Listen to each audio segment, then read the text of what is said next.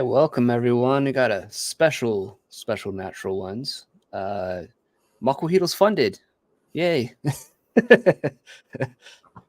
Slalak is pleased. We had enough sacrifices. There'll be rains come the harvest, But no, seriously, I want to thank everyone just right off the bat for like 6 days, got it in 6 days. I'm like totally amazed. I've said it on multiple times. I said it last night on Double D's stream. I wasn't sure if there was a market for this or if it was too niche. But I'm glad I was wrong. I'm glad that those fears were allayed. So I'm incredibly thankful to everyone for making this happen, and I'm hoping that I don't disappoint and that you guys are all happy with what you're gonna get. So thank you. Yeah. And Greg's here. What's up, Greg? Hey, what's up? Sorry, I was just trying to unravel a minor emergency. Yeah, we saw with the figurines. Yeah. What the fuck? I'm real mad. Well, first off, I want to say congratulations, buddy. You deserve it. It's your passion project. You made it. Second thing I want to say, he's got 10K, guys. Don't give him any more. He's already got twice as much as I did with my Kickstarter. It's already gonna go to his head. I don't need all this trouble, him big timing me. Just leave it at this. Leave it at 10K. Don't go over. And yeah, that's all I wanted to say. No, obviously I'm joking. Let's get him to 20K. Fuck it. Let's get him to 30K. Well, we're already at 10,174 with 327 backers. 24 days to go.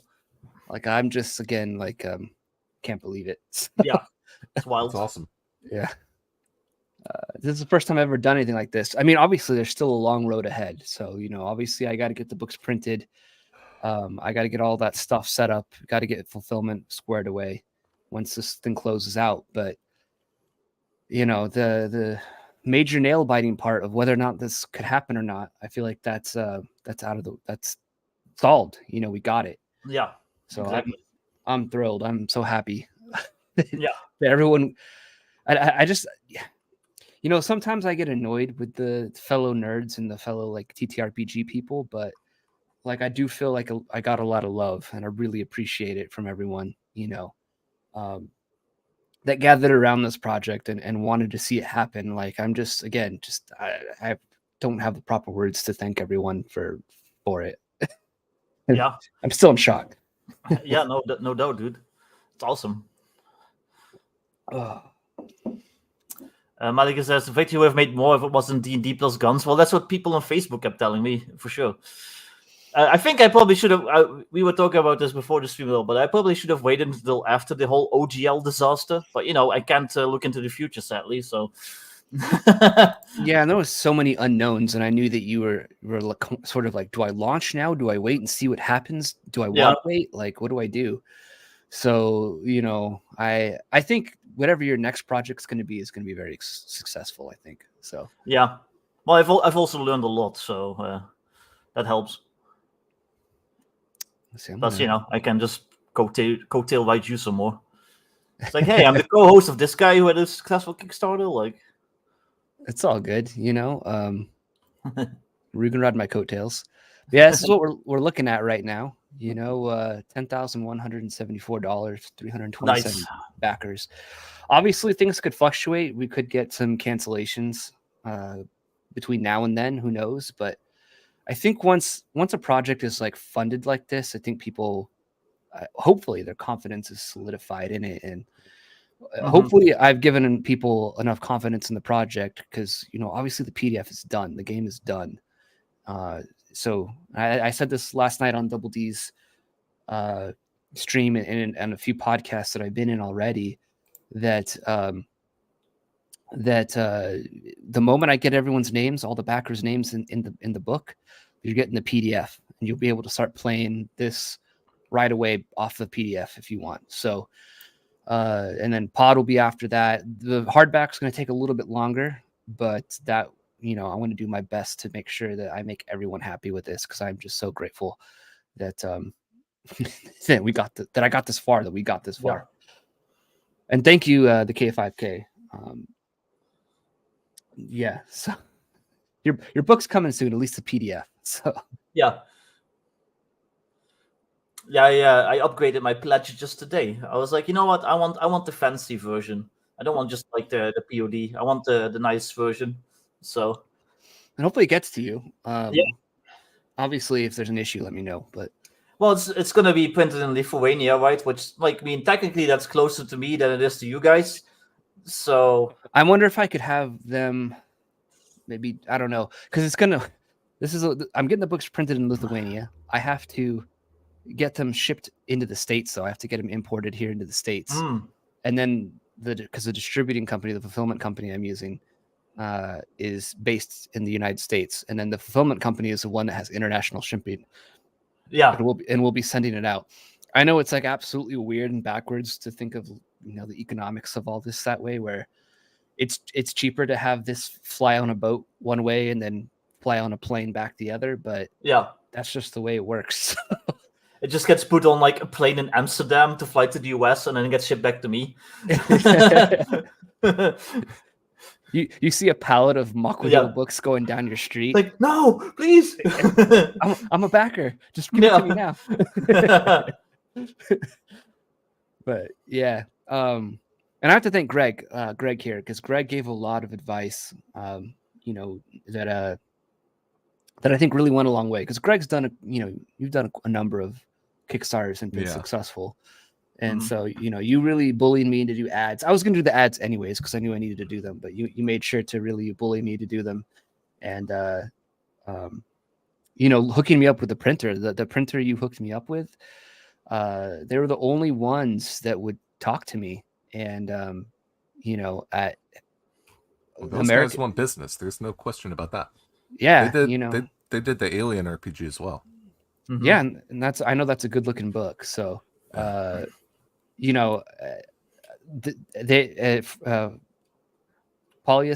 he's been a pleasure to chat with and work with. So and obviously your books were delayed, I think, because of pandemic stuff, but obviously, if they weren't delayed, because if it wasn't for the pandemic, they would have been here in like 4 weeks. Instead, it took like 8 months.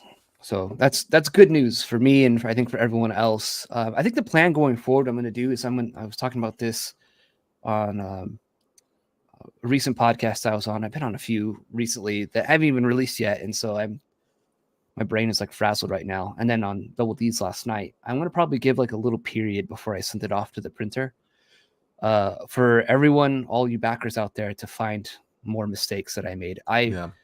I think I got as many as I possibly could, and others have looked over the document as well and found more and helped me fix them. But having 327 eyes on it is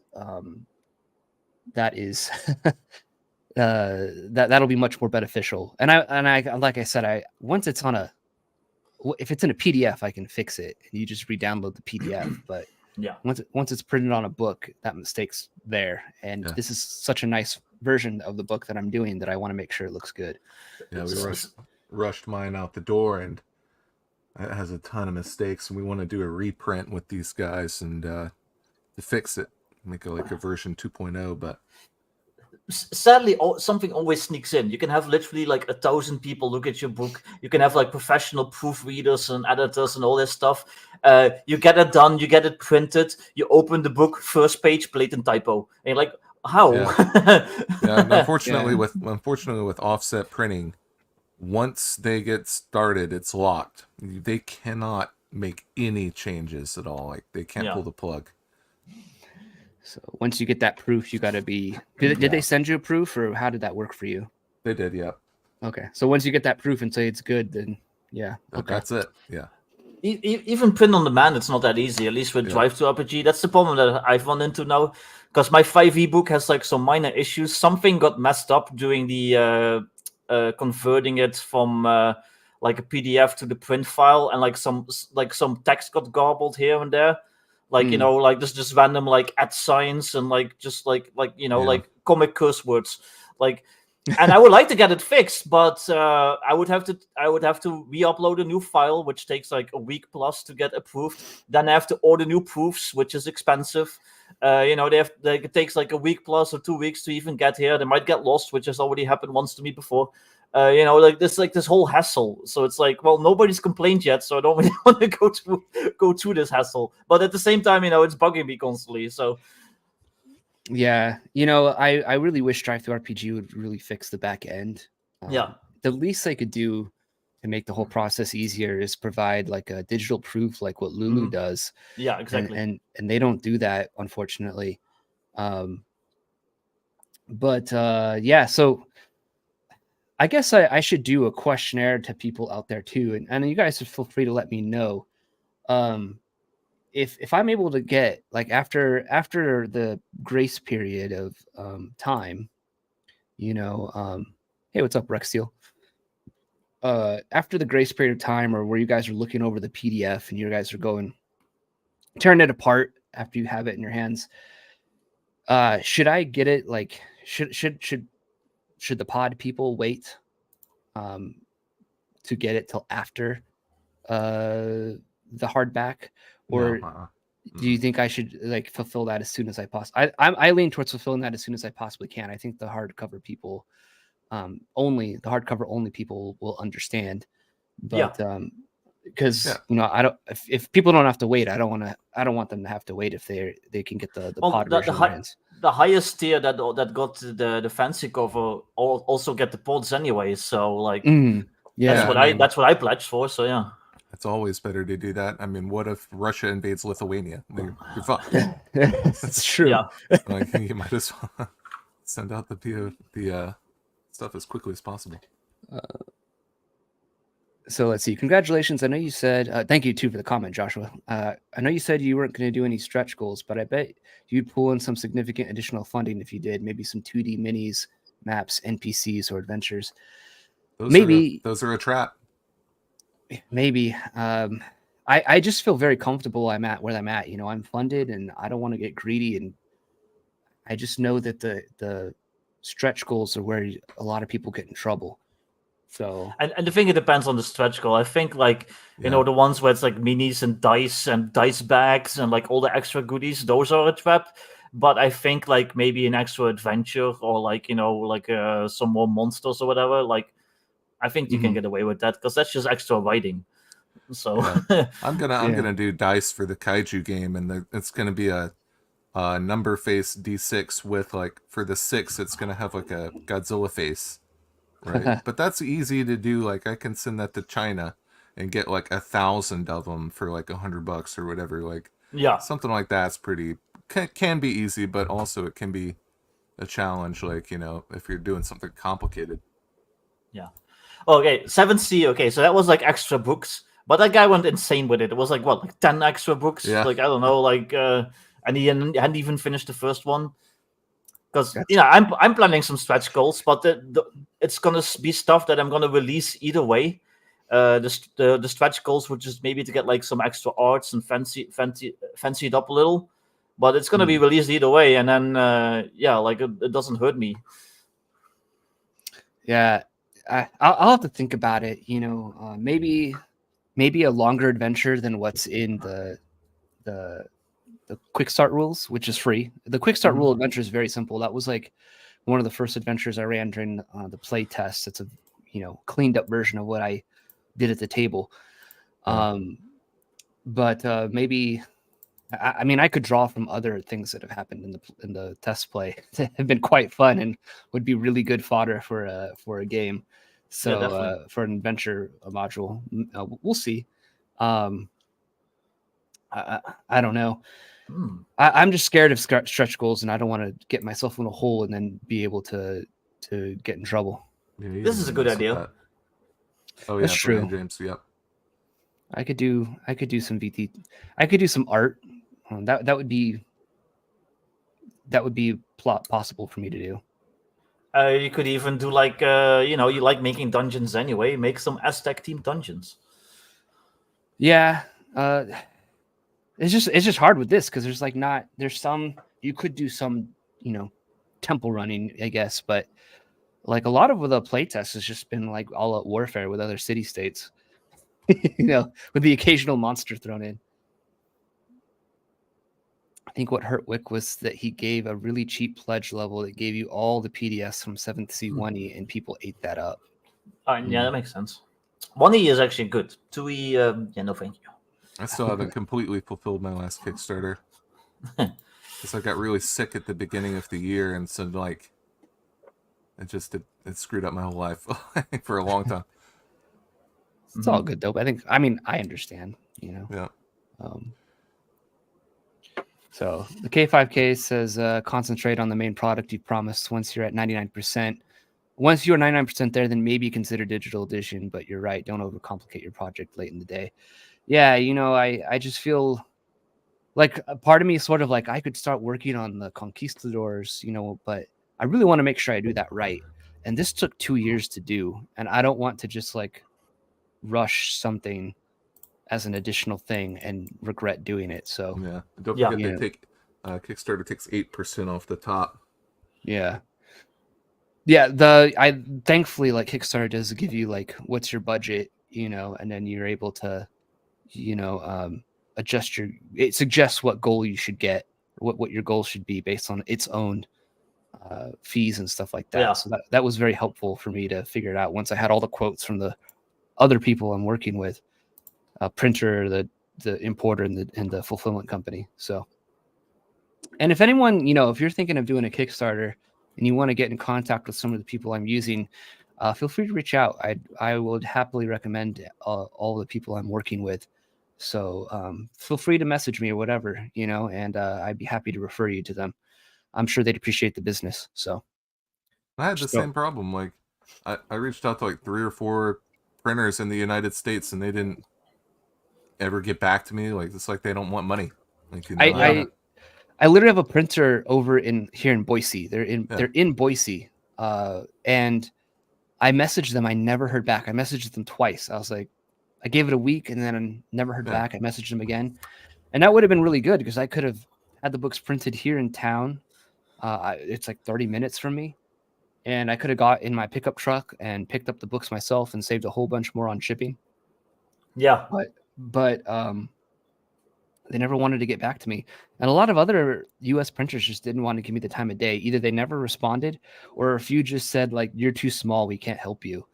So, the Lithuanian printer, like they were all about it, so I'm thankful for that. And they give a very good price. It's cheaper than even some US printers were given. And that again it's on par at least with that, even with importing the books in. So the scariest part is going to the bank and doing an international wire transfer to them. That's the absolutely scariest part, because once they click yes on the keyboard, your money just disappears into the ether, and there's no guarantee that you like if something happens, you can't get it back. It's like it's like really scary the first time you do it. My bank's good. I think it'll be okay. Yeah, you'll be fine. I'm not trying to scare you. I'm just telling you what I had to do. But yeah, I'm just like over them. I mean, right now as we've talked, we've got another $100. It's crazy. Yeah. So, and I have to give a shout out to Goodman Games. You can see their name on the top there. It says Goodman Games backed this, and I didn't realize this with Goodman Games, and I have to give Goodman Games props. It seems like they just go around and they give $1 to various Kickstarters that they think are cool. And what that does is it sends an email to everyone else that follows them on Kickstarter. And so I don't know, it just seems that is just like, in my opinion, really like good behavior from a company in supporting other indie creators, to go around and just like it only costs them $1, but they're throwing a lot of eyes people's ways when they do that. And I think that Goodman Games really helped there at the end, because things were starting to peter out like a day or two ago, and then Goodman Games backed it for $1, and all of a sudden it was like, today we crossed the finish line after 6 days. So yeah, Goodman Games, I know some people have issues with their pronouns in their books, but and maybe I'm biased because they helped me out here, but I have to say, like, that's above board behavior in my opinion, and I think it's really great. I agree. So And DCC is cool. I people love their funnels. Yeah, I got DCC fairly recently with a Humble Bundle. I need to look at it more. So Macuahuitl plus Isle of Dread sounds fun. You could do that. You could definitely do that. Would work. Yeah. Work no problem. What about Macuahuitl plus Isle of Dread plus Modern Necessities? Just go all out. You could do that too. Yeah. I mean, that's the beauty of the rules. Yes, Yeah. this is white box, so it is slightly different from BX and the typical OSR games. I think the white box segment of the OSR is a bit smaller than the BX segment. But yeah, I guess that's what makes me feel really proud of being able to do this, is that I picked a very niche setting with a rule set that isn't quite as popular as what everyone wants in the OSR, and we still did it. People still wanted this, and I think that's again, I'm humbled and grateful for that. It's amazing. Did you see my idea for how to use your rules earlier? I might have missed it. Refresh my memory. It's been a blur today. So Modern Cartel, but they have some brujas, whatever the hell you pronounce it, that can summon some shit from Aztec times. So basically, they're using monsters and magic and supernatural powers, and then you're the Black Ops team dealing with that stuff, doing some Sicario stuff. But again, there's monsters and magic and stuff involved. That would work. I think that'd be cool. I support that 100%. So you have 33% appropriate support from me, Vic. Nice. based on my ethnicity. So yeah, because someone had a comment here. I want to go back to it. I should have favorited it. This one, from Rad Elk. He says, "Congrats, man! The seeds for you and Greg Gillespie is thick on Reddit. I haven't really seen it, but I don't really go on Reddit. Glad to see you succeed. Looking forward to the cope that follows from haters." Yeah, there was that one thread, but it got locked down. Even Reddit was like, "Yeah, this is dumb." And you know what? I have to give props. I don't really like Reddit, but I appreciate those mods sticking to their rules on Reddit, and I have to give them props as well. Yeah, it was very fair, and I appreciate them doing that.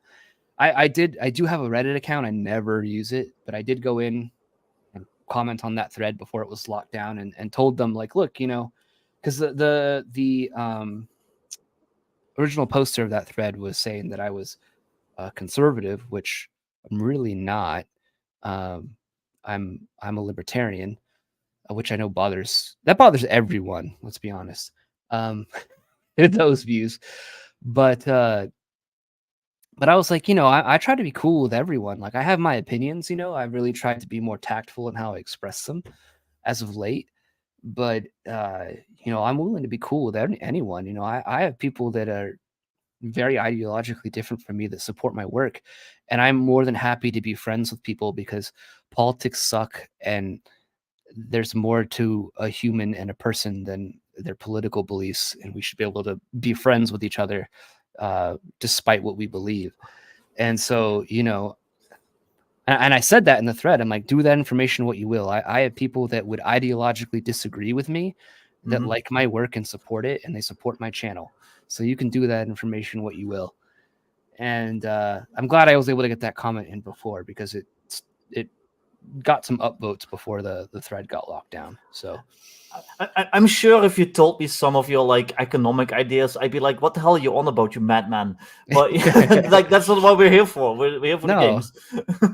it never comes up, because again, like I said, there's more to a human being than their political affiliations. And so this hobby should be one of the things where we can hang out and be like, we disagree on this stuff, but hey, elf game's cool. Let's roll some dice.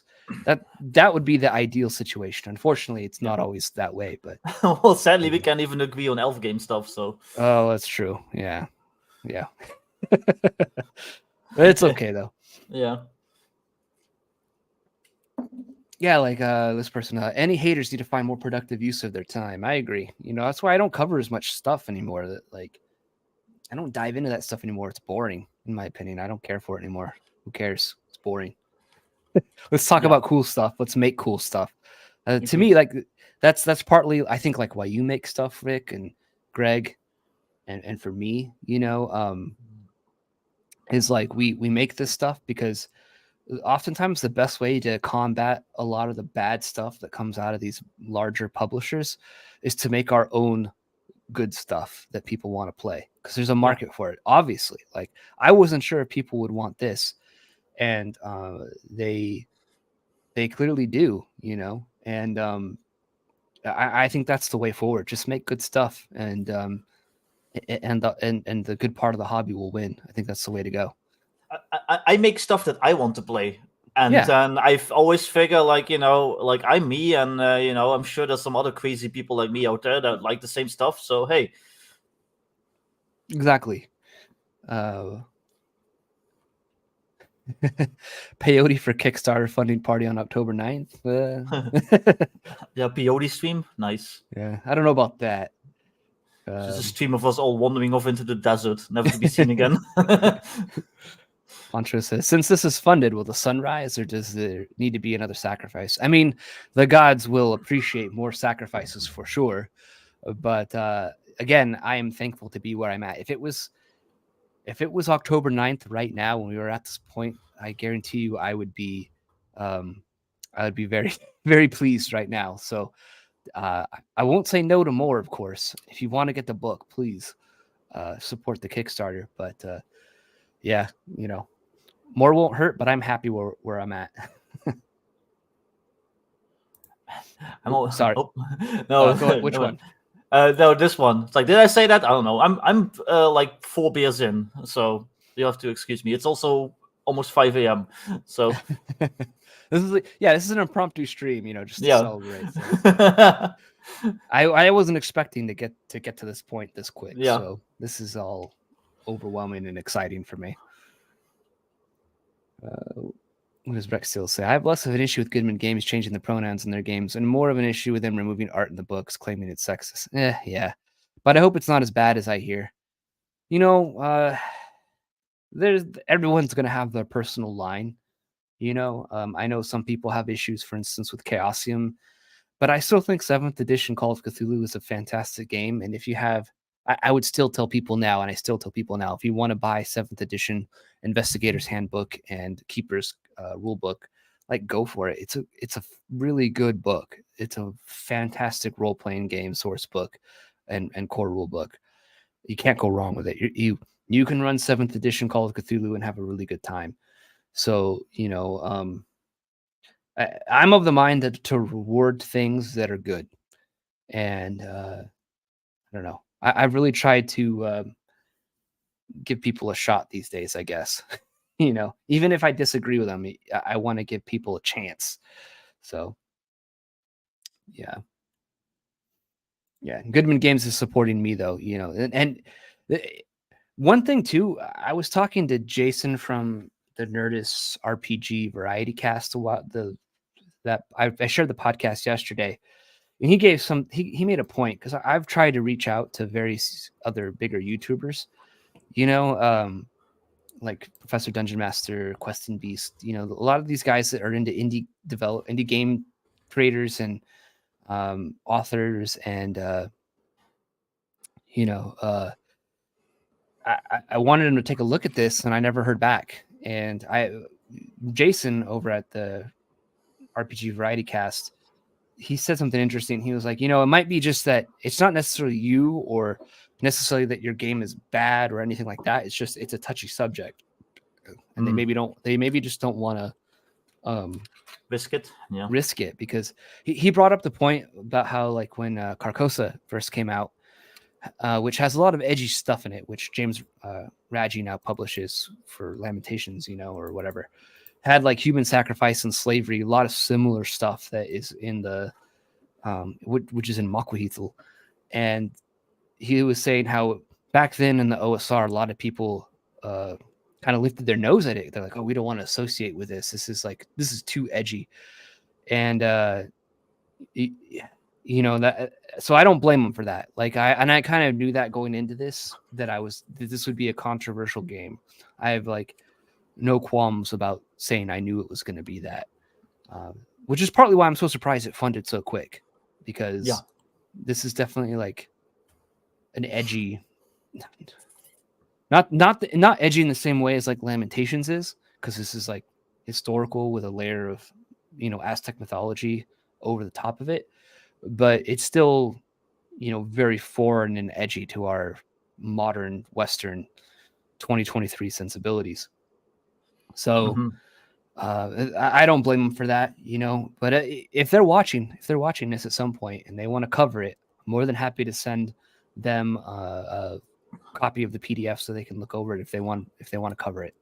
So yeah, definitely. So to bring it back to this comment, I am glad Goodman Games wanted to support it. I think it says a lot about them, that they're willing to support something that was potentially as controversial as this thing is. I think it says a lot about them. Yeah, it's nice when bigger publishers actually like help us in these. Necrotic Gnome helped me out a lot when I was first doing Modern Necessities, and I really appreciate that. So yeah, like, and there's some other ones that pretty much just blatantly ignore you. So it's nice that that's nice that there's some that actually care still about the indie side of things. Mm-hmm. Yeah, Critical Dom says Goodman Games were cool at a con. Yeah.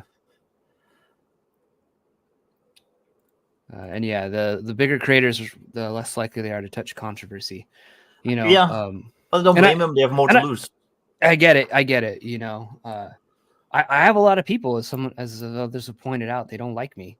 They don't, for one reason or another, because I think for myself. I don't follow the typical talking points that a lot of people want me to follow. I try to, especially over the last year and a half, I've really tried to be more cordial and less vitriolic about it, because I want to be cool with everyone. I don't want to do the shock jock thing.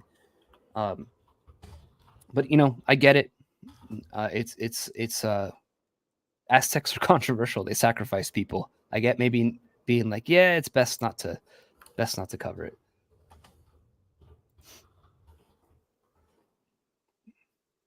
Jason is a good dude. Milton took Zach's book review down. I don't think Professor ever did. But it is a hellhole, but a good litmus test of who will work with you and who might not. It's true. And I disagree with Quest and Beast with Ben Milton on a number of things, but he was doxxed for reviewing books, so I get his hesitancy in wanting to cover stuff. Again, this was a risk for me to do. I wasn't sure how this would play out. I thought either I'm going to release this and people are going to think it's cool, which is what's happened, or I'm going to get canceled. Those are the two options that would happen. Well, there was the attempt, but it didn't really go anywhere. Yeah. And I was following that thread, and there was some people that were like doing the usual Reddit stuff. We all know what that means. But there was also a lot of people that were like, yeah, this is cringe, and this isn't what we should be about, like blacklists and stuff like that. Like, take this down. And then like the actual mod stepped in and was like, yeah, we're locking this because this is stupid. So it kind of gave me a little bit of hope. And in Poncho, I have seen this too. Aside from that one Reddit thread, there was actually some positive stuff in there of other people. Exactly. And it's true, there were. So I think, I think that, like I said, it could have gone two ways. I could have been canceled, or it went the way that it went now. And I'm glad it went the way that it went now. And I'm just super thankful for that. It means a lot to me.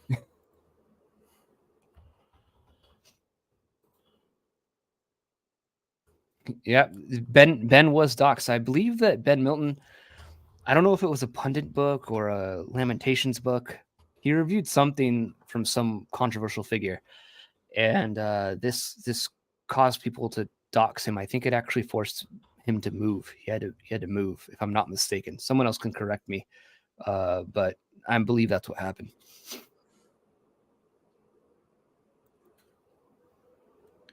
And yeah, Vic, that's a good idea. Vic is sending me a message here. I'm gonna throw, we can fit some people in here, more people. I'm gonna throw the link in the Gilded on the supporters channel. If you guys are interested, you are more than welcome to come on and hang out. Yeah. So it's in on the Gilded server, in the general supporter chat channel. If you want to come and chill, I don't know how many we can have in here. I think we can have 10. Up to 10. Might I get a little believe so chaos. with our subscription level. I think 10. Okay. But well, it's not like it's an official stream. Chaos is fine. People will have to deal with chaos. That's true. So if you want to come on, links in chat. We'll try and get you on.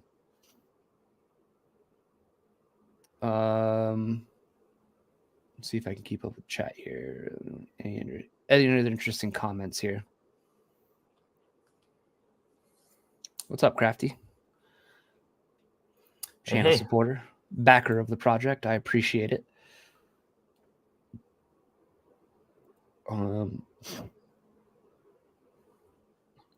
think Crafty knows. He's on the Gilded server. I think some of you guys, we did breakfast for dinner tonight at my house. We did pancakes. Nice. And so I was over there flipping pancakes for dinner. My 3-year-old was super excited. And then I just was getting tagged a bunch on the Gilded server. Like, you did it. You funded. You did it. I think Crafty was one of those people. So.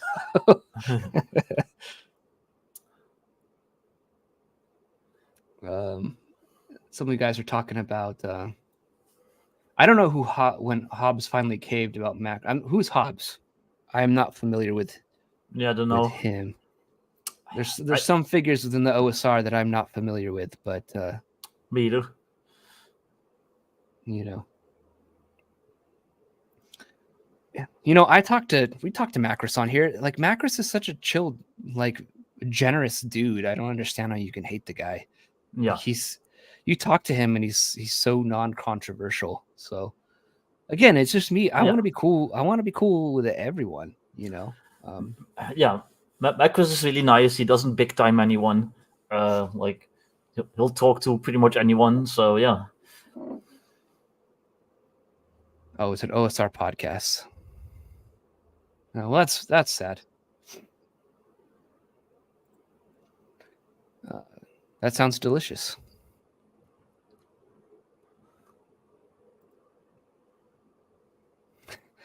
Macros is a sarcastic motherfucker. I love that guy. But he's we had him on Natural Ones to talk about his upcoming Acts 2. He was super generous with his time, and I need to go over it. I need to talk about it still. He sent me a pre-release version of Acts 2, and it's massive. Oh my gosh. I didn't get it. We were both supposed to get it. I'll give it to you, but it's a lot to consume. Like, the dude is. Yeah. So, but even the first one, dude. Like, fuck. I was looking at that yesterday, and it's so dense. Yeah, like Macuahuitl is only like 173 pages. Yeah. But his thing is like, this is going to be like a 3-book thing, and each one. What did he say it totaled? It was like over 1,000 pages. Of content. It's crazy. Yeah. We got a super chat. We got a super chat from Planet Tabor. Just saying, well done. Thank you, Planet Tabor. You were always so kind and generous. I really appreciate it. Yeah.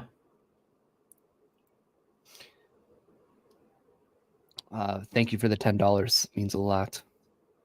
I'm just glad to be here. Shane Winter says it's with your 2 ebooks, Victor. No, like he said he was gonna send it to us both, and then he only sent it to John. So I know where I stand. I'm just the useless lackey that nobody cares about, and I have to beg for scraps. And I know where I stand now, Macquiz. I'm calling you out. Macquiz. No. So thank you, K5K. He says the quality of the creative work should be the standard to judge. I hope this indicates to you, DP, that your work is considered quality. It is. I still have, and I don't ever want to lose it, the imposter syndrome. I don't ever want to come across as arrogant, and I don't want to ever big time anyone ever. I always want to be accessible to people. Like, you could come up and talk to me. I'm just a dude making stuff, like, I'm not special. I'm not better than anyone else. So I'm just so thankful that people want to see my work and have it on their bookshelf. Like, it just means the world to me. Yeah, imposter syndrome sucks sometimes. I was like depressed all day yesterday because I just felt like all the stuff I'm doing just sucks. But at the same time, like you, I don't want to lose it. So just kind of have to take the bad with the good. Mm-hmm.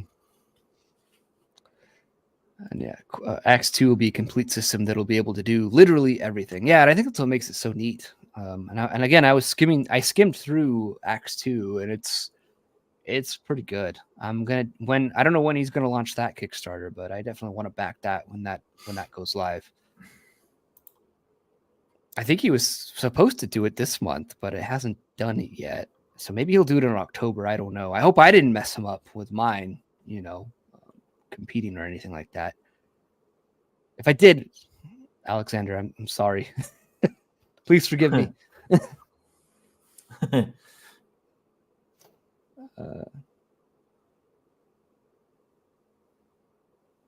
I guess nobody wants to join. I guess nobody likes us.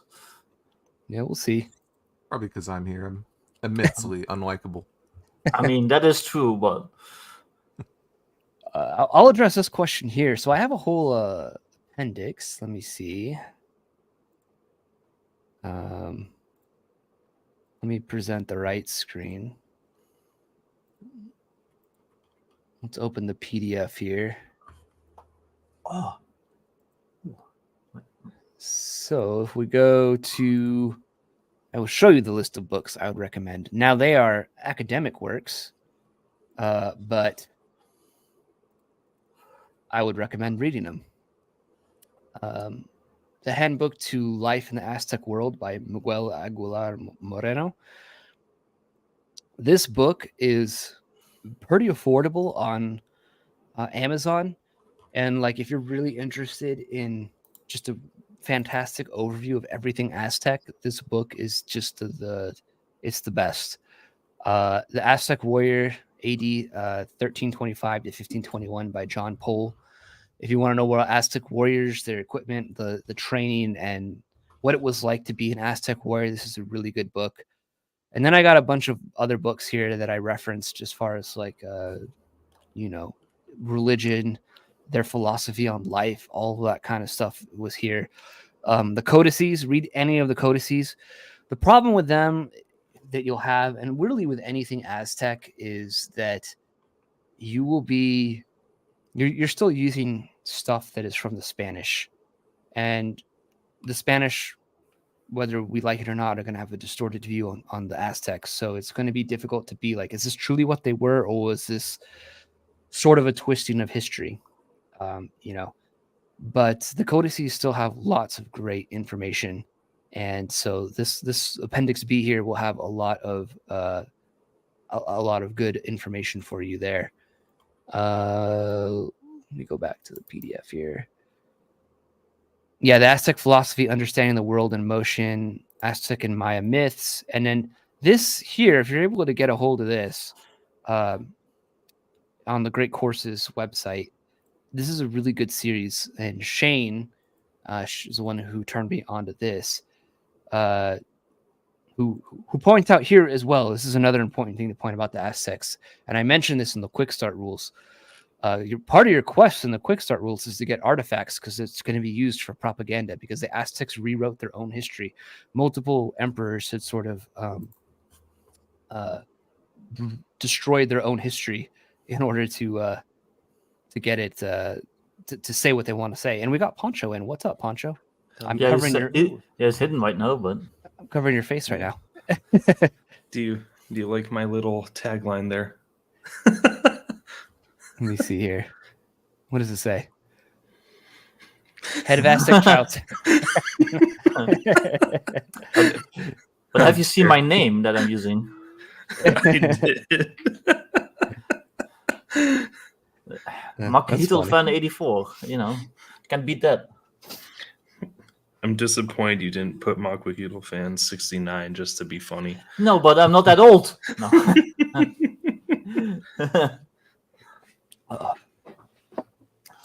Yeah, I'll put Greg at the bottom here because he's not using his camera. Let's see. That's where he belongs anyway. That's where he prefers to be. He's a bottom, not a top. Yeah. He's a sloppy power bottom. Man. All the furries. What?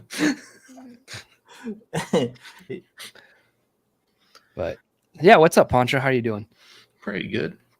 Just tired. Probably gonna paint some more maze. I don't know. I have like a whole fresh pile of BattleTech minis I have to print now. And yeah, glad to be a backer. Hyped for the hardcover. Thank you. I appreciate it. And then Poncho, he supports the channel as well, and I'm deeply grateful for that as well. So, yeah.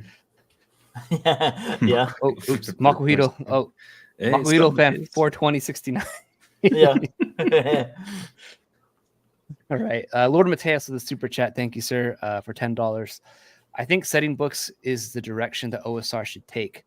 With your bibliography, how much research did you do? As in, can you tell us how many hours you spent on research? Oh, man. I wasn't cataloging it, but there were days where like I should have been writing and I was just reading books all day, where I'd be sitting and watching like children's shows with my daughter on the couch, and I'm reading about like blood sacrifices from the Aztecs while she's watching Paw Patrol or something like that. So,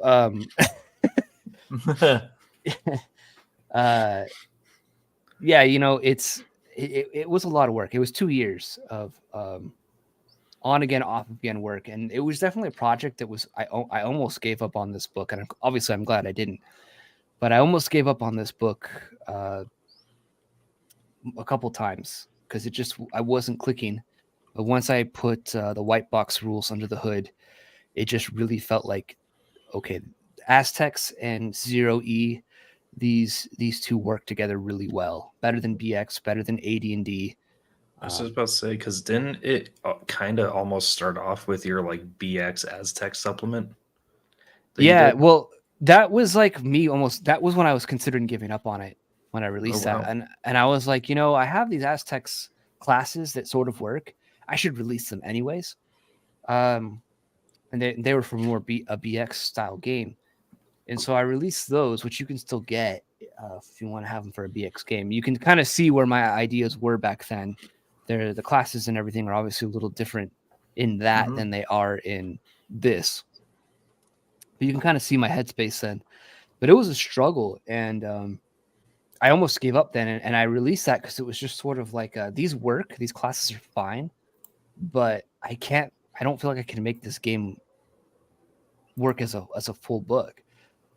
And then, you know, I really started getting into 0E. You know, one of my first entries into old school gaming was this book here, and I've always had a soft spot for this book. I know some people don't like it, but I've always loved this book. I just remember after coming out of 5e and finding this, I was like, this is what I've been looking for. And so I came back to that, and it just felt like home. It felt like everything was clicking more.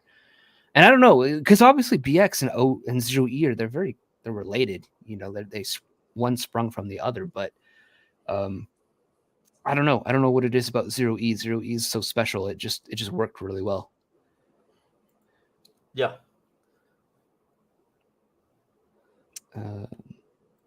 Thank you, Kevin. I appreciate it.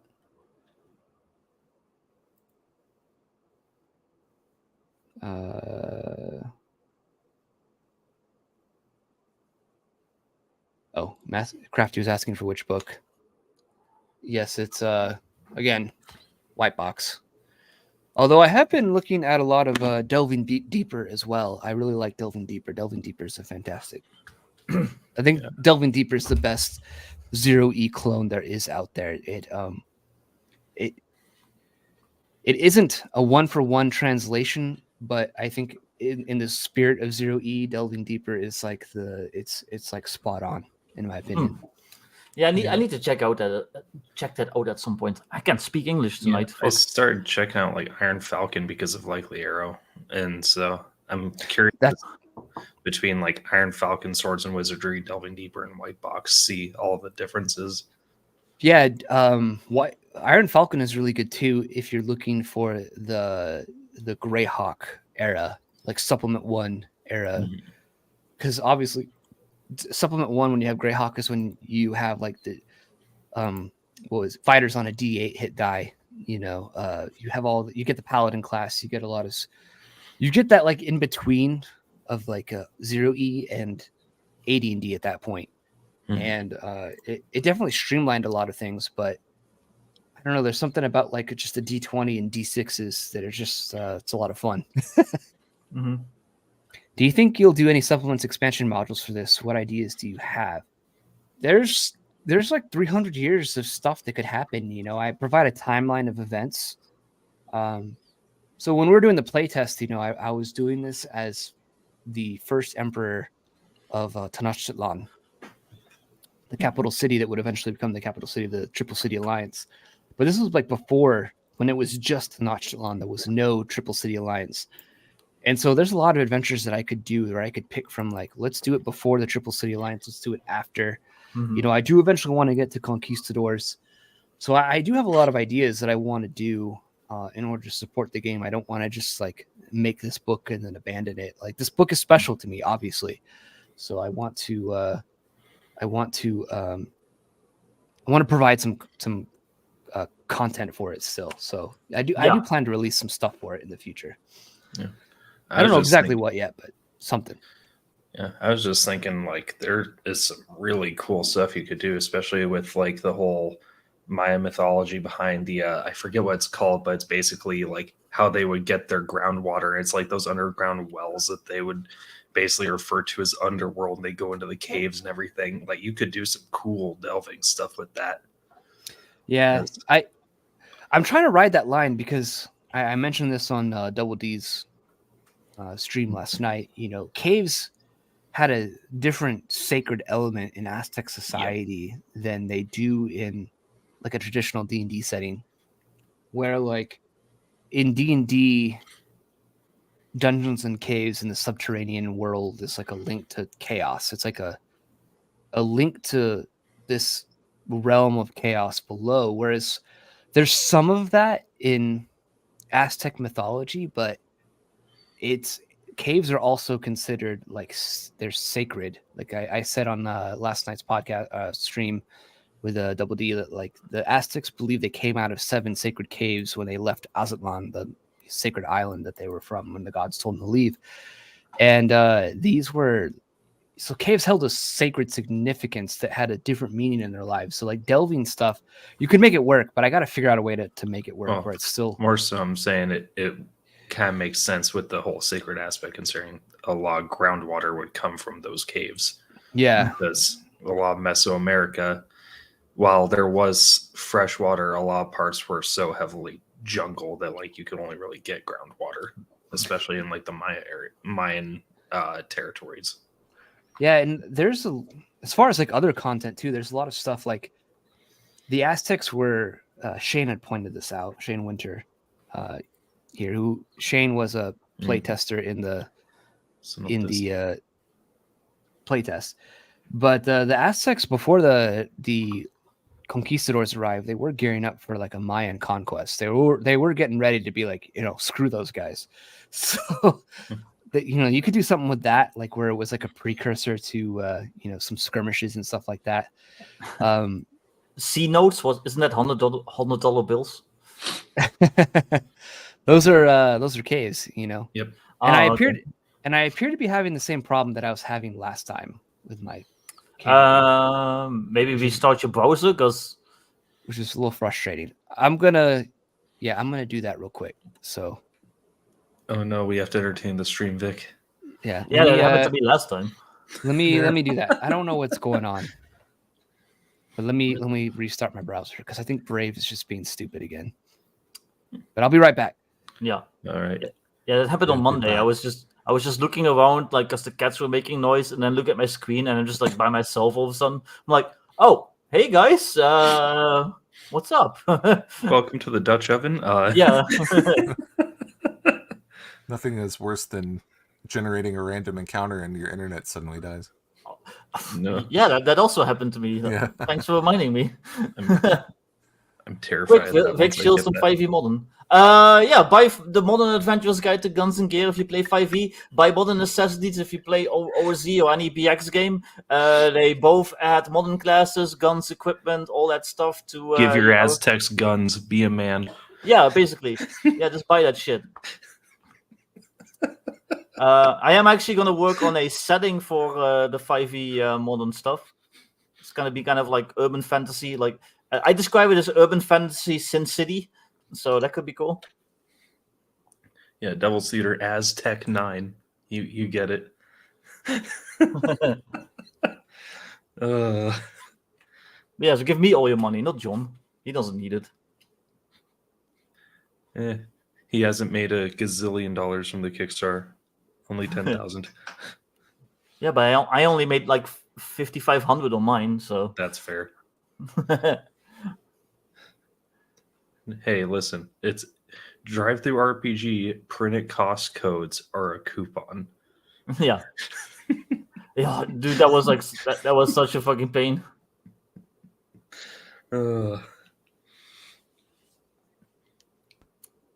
Telling me that I couldn't do it, and meanwhile, like, you know, Evil Head is like doing the same exact thing. Fun times. But yeah, it's looking pretty nice so far. The one thing I did see that I was actually kind of laughing at was the pronunciation guide at the very beginning of the book. Oh, there, John's back. All right. I think, okay, I'm not all choppy anymore, so I think. Yeah. Yeah, guys, buy Mar Necessities, add guns to your, give guns to your Aztecs. Yeah. You know, just. Exactly. Or, you know, like I said earlier, like, you know, give the supernatural stuff to some cartel, and then give, like, the guns to the people fighting the cartel. Yeah. In full seriousness, though, I was just saying, I do like that you also added in the pronunciation guide to the front of the book. Macuahuitl, this is Macuahuitl. It's my friend. His name is the basic expert, and he's got this game out. It's about Aztecs. And these Aztecs, yeah, they live in the jungle, and they have like these things that have obsidian on them, and yeah, they beat you over the head with it, and then they steal your heart. And yeah, it's called Macuahuitl. Buy it now. Hearing a Dutch actual play of this game would probably be the weirdest thing to actually hear. Yeah, I do. I've shown this before, but I do have a pronunciation guide in it. I did figure that would be important. That it would need to be shown in this because yeah, this is a weird language, and I struggle with it. I've been looking at this for like, again, 2 years, and it's rough. Yeah, it's hard. I mean, yeah, so, we learned how rough it is in the first like 10 seconds of DD's stream. Yeah. you got diphthongs, you know, so you know, which are combinations of two vowels sounding pronounced together. One common diphthong is wa, which is pronounced as a single cross between wa and wa. So yeah, you know, I tried to show this, and then at the end too, you know, I've shown it before, but I'll show it again for others that haven't seen it. I do have a glossary as Appendix C, which is like you have a lot of common words for like atl, you know, like water, body of water, atl. So you have the phonetic pronunciation. So atl, tlaquali, you know, so you can sit here and look at this, and if you read these words and you start seeing these words together, you'll start to see roughly how you can not totally mangle these words. Because this is the biggest barrier to entry over anything in this game is these words and how to pronounce them. So they're very difficult to say, very long. They're reminiscent of like Hawaiian words, you know, how they only have a certain amount of consonants, so their words just get super, super long as they're trying to start making names for things. So Mm-hmm. Yeah, I did like that bit with the whole actual dictionary and the pronunciation guide. That was a good touch, because I feel like this game would have also been kind of lost on quite a few people without it. Well, and I also give a translation in like in equipment section here. So like, okay, saying Macuahuitl might be hard for some people. So yeah, just say sword. It's fine. That's what it was to the Aztec people. It was a sword. So, I try to I try to give as much options as I can for people in this, because I understand the language is a hard part. Like again, I still struggle with it. I don't speak Nahuatl. It's a dead language, really. So there's not many people that speak it fluently, if at all. So it's According to the San Diego Museum of Man, it is a thriving and currently living culture. As far as I know, we're not sacrificing people on the tops of pyramids anymore. As far as you know. I think they also changed the name of that place recently, which was another funny thing. But yeah. No, this culture, this was like a hard part. Thanks, Double D. Appreciate it. Mm-hmm. I do think streaming on your last night's stream, that was another thing that really helped push it over the edge, and it means a lot to me for that. So yeah, it didn't do too bad for his tiny little stream. I think he gets more viewers than me for his stream. So. I was just about to say, yeah. He puts on a better show than me. So.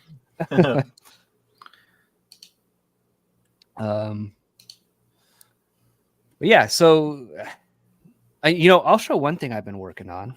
I'll show this. Let me see if I can. I stop my screen. Present.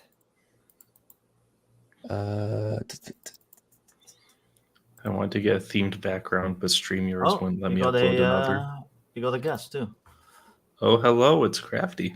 Hey, Crafty. What is going on? How's my mic? How does it sound? You sound great. Good. Jesus, radio voice much? Goddamn. Dingo and the baby. Ding, ding, dingo. And the baby. Welcome to 103.9 Smooth Jazz with Crafty Matt. What is going on out there? Good evening. Good night to you. This is Crafty Matt on 96.7 The Arrow. Nice. Serving up all of the hits for you. A little bit of radio news just came in, and it looks like John Torres, the basic Mexican, I'm sorry, the basic expert, has funded his game. Cindy, how do we pronounce this again? What? Macuahuitl has funded. I don't have any idea what that word is, but congratulations to him. There we go. We'll change my name, the basic Mexican. There we go. I need to hire Crafty with something because I had an idea earlier for a show with me and Crossface called Meathead and the Dutchman, and I wanted like a morning zoo type intro, so I might have to hire Crafty to do that for me. I have to think, I know L has me blocked. I've made him very mad. But the basic Mexican, I know he means that as an offensive term towards me, but I think it's funny. So thanks, L. I think it makes me laugh to be called the basic Mexican. It's funny. It's funny. You're a funny guy. If you might be watching, I don't know. You have me blocked. I doubt it. I don't know. and he's not even really around for Max's Rando stream. He certainly isn't around for RPG Digest much anymore. Yeah. Well, if he does happen to watch this, I think the basic Mexican is funny. So, but yeah, I've been working on this here, which is a fillable character sheet.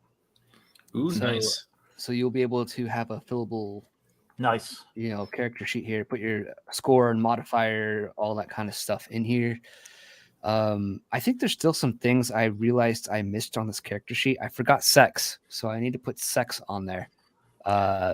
Can I put in yes, please? That's something I'm going to add. I'm probably going to add it next to alignment here because there's room. Alignment doesn't need that big of a line. So, hey, don't forget you need to put gender on there because gender was so important back in Aztec days. It was. There were definitely very specific gender roles within Aztec society, and I went over that last night in Double D stream. So for the sex stats, do I get a bonus if I'm chewing bubblegum? That'll be a penalty to your charisma score because again, No, as but I doesn't said- mean I'm a prostitute. So it doesn't have comeliness? Okay. It was female prostitutes, Victor. Female. Oh, okay. That chewed. Well, I'm wearing a grass skirt. I mean, what more do you want? Also, if you want to make this like form fillable, just let me know. Like message me and help with some of that. Like you mean like where it'll calculate? Or stuff? not calculate, auto calc. Oh, that'd be cool. Yeah, that'd Yeah. be cool to like have it so when you put in like a score, it would automatically do the modifier and stuff like that, or it would do the SP bonus. That'd be nice. Yeah, Damn, so it pays to know some nerds, I guess. Goddamn. I'm paying for Acrobat Pro, might as well use it. Huh. I stopped trying to pay for for Adobe products because I hate them so much. So Yeah, they require their monthly sacrifice of $20. it's just too it's Thrown off the top of the pyramid. It's too steep of a price for me. So Yeah.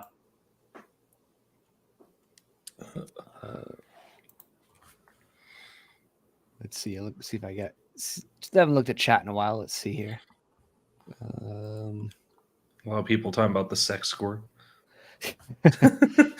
Yeah, that's something I was kind of worried about, but I think, and I put it in the quick start rules.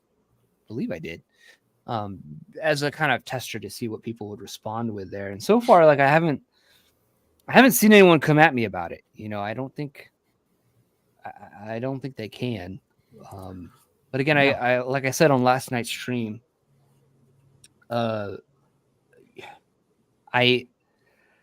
it doesn't come from a place of like I want to be this edgy shitlord. It's like I'm just trying to be authentic to the setting.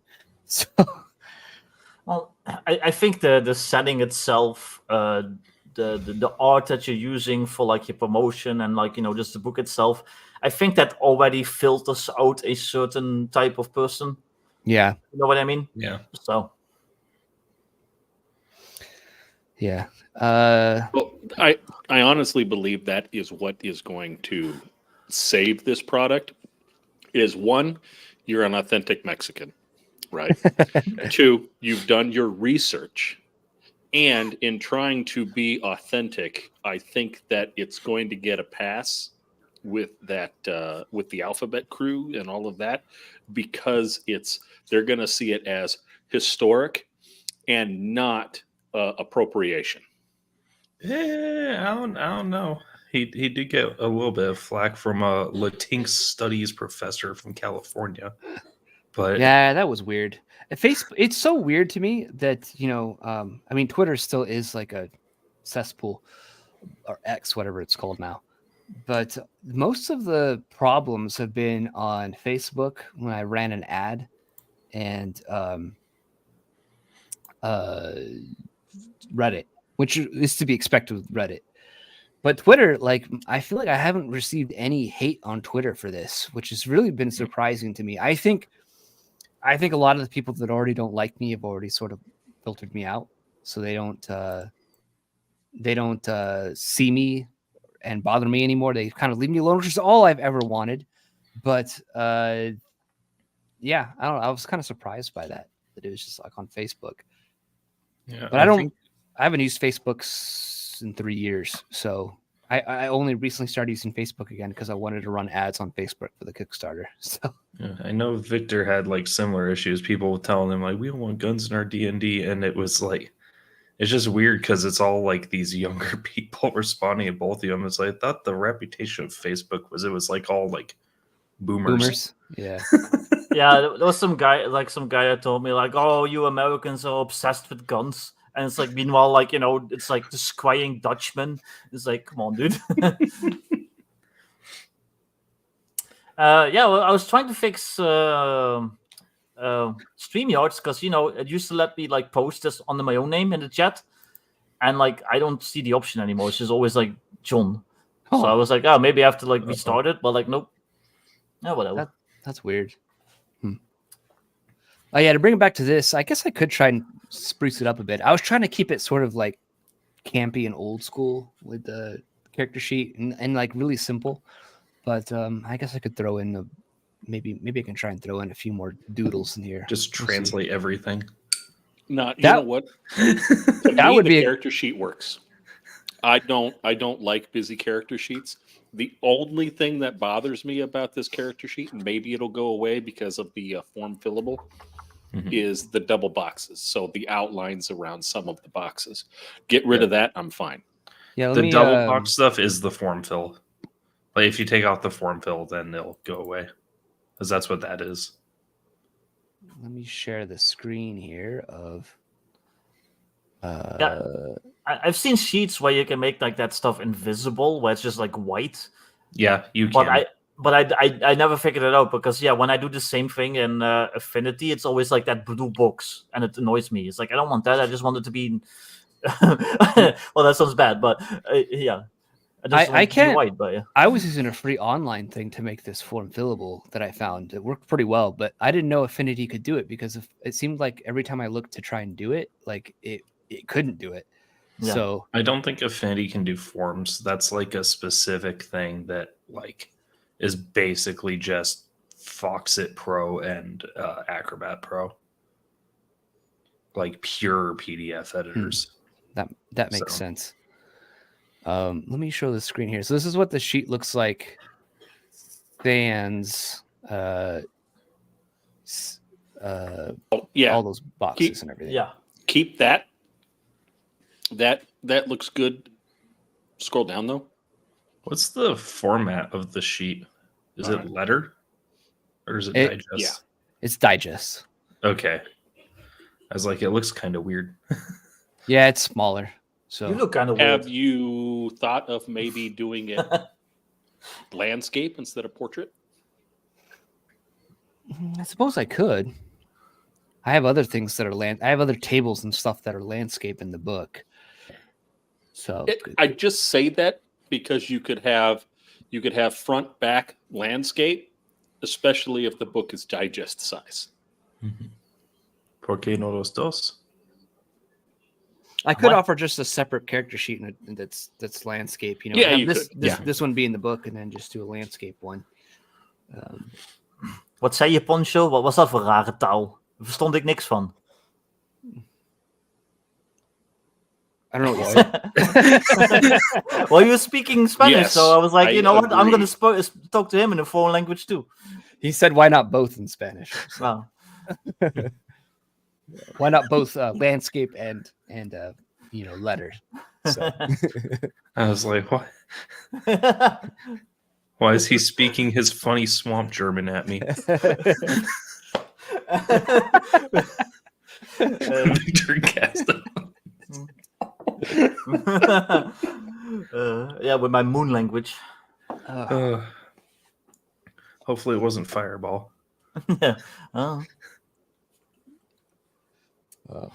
But yeah, I'll consider that. Maybe I'll work on working on a second character sheet that would be landscape and see what that looks like. Because then maybe I could do both sides. There can be like a more detailed one, which can have more information for people to put stuff down on, like more bio stuff, a place for notes, maybe if they have like significant events they want to write down on their character sheet.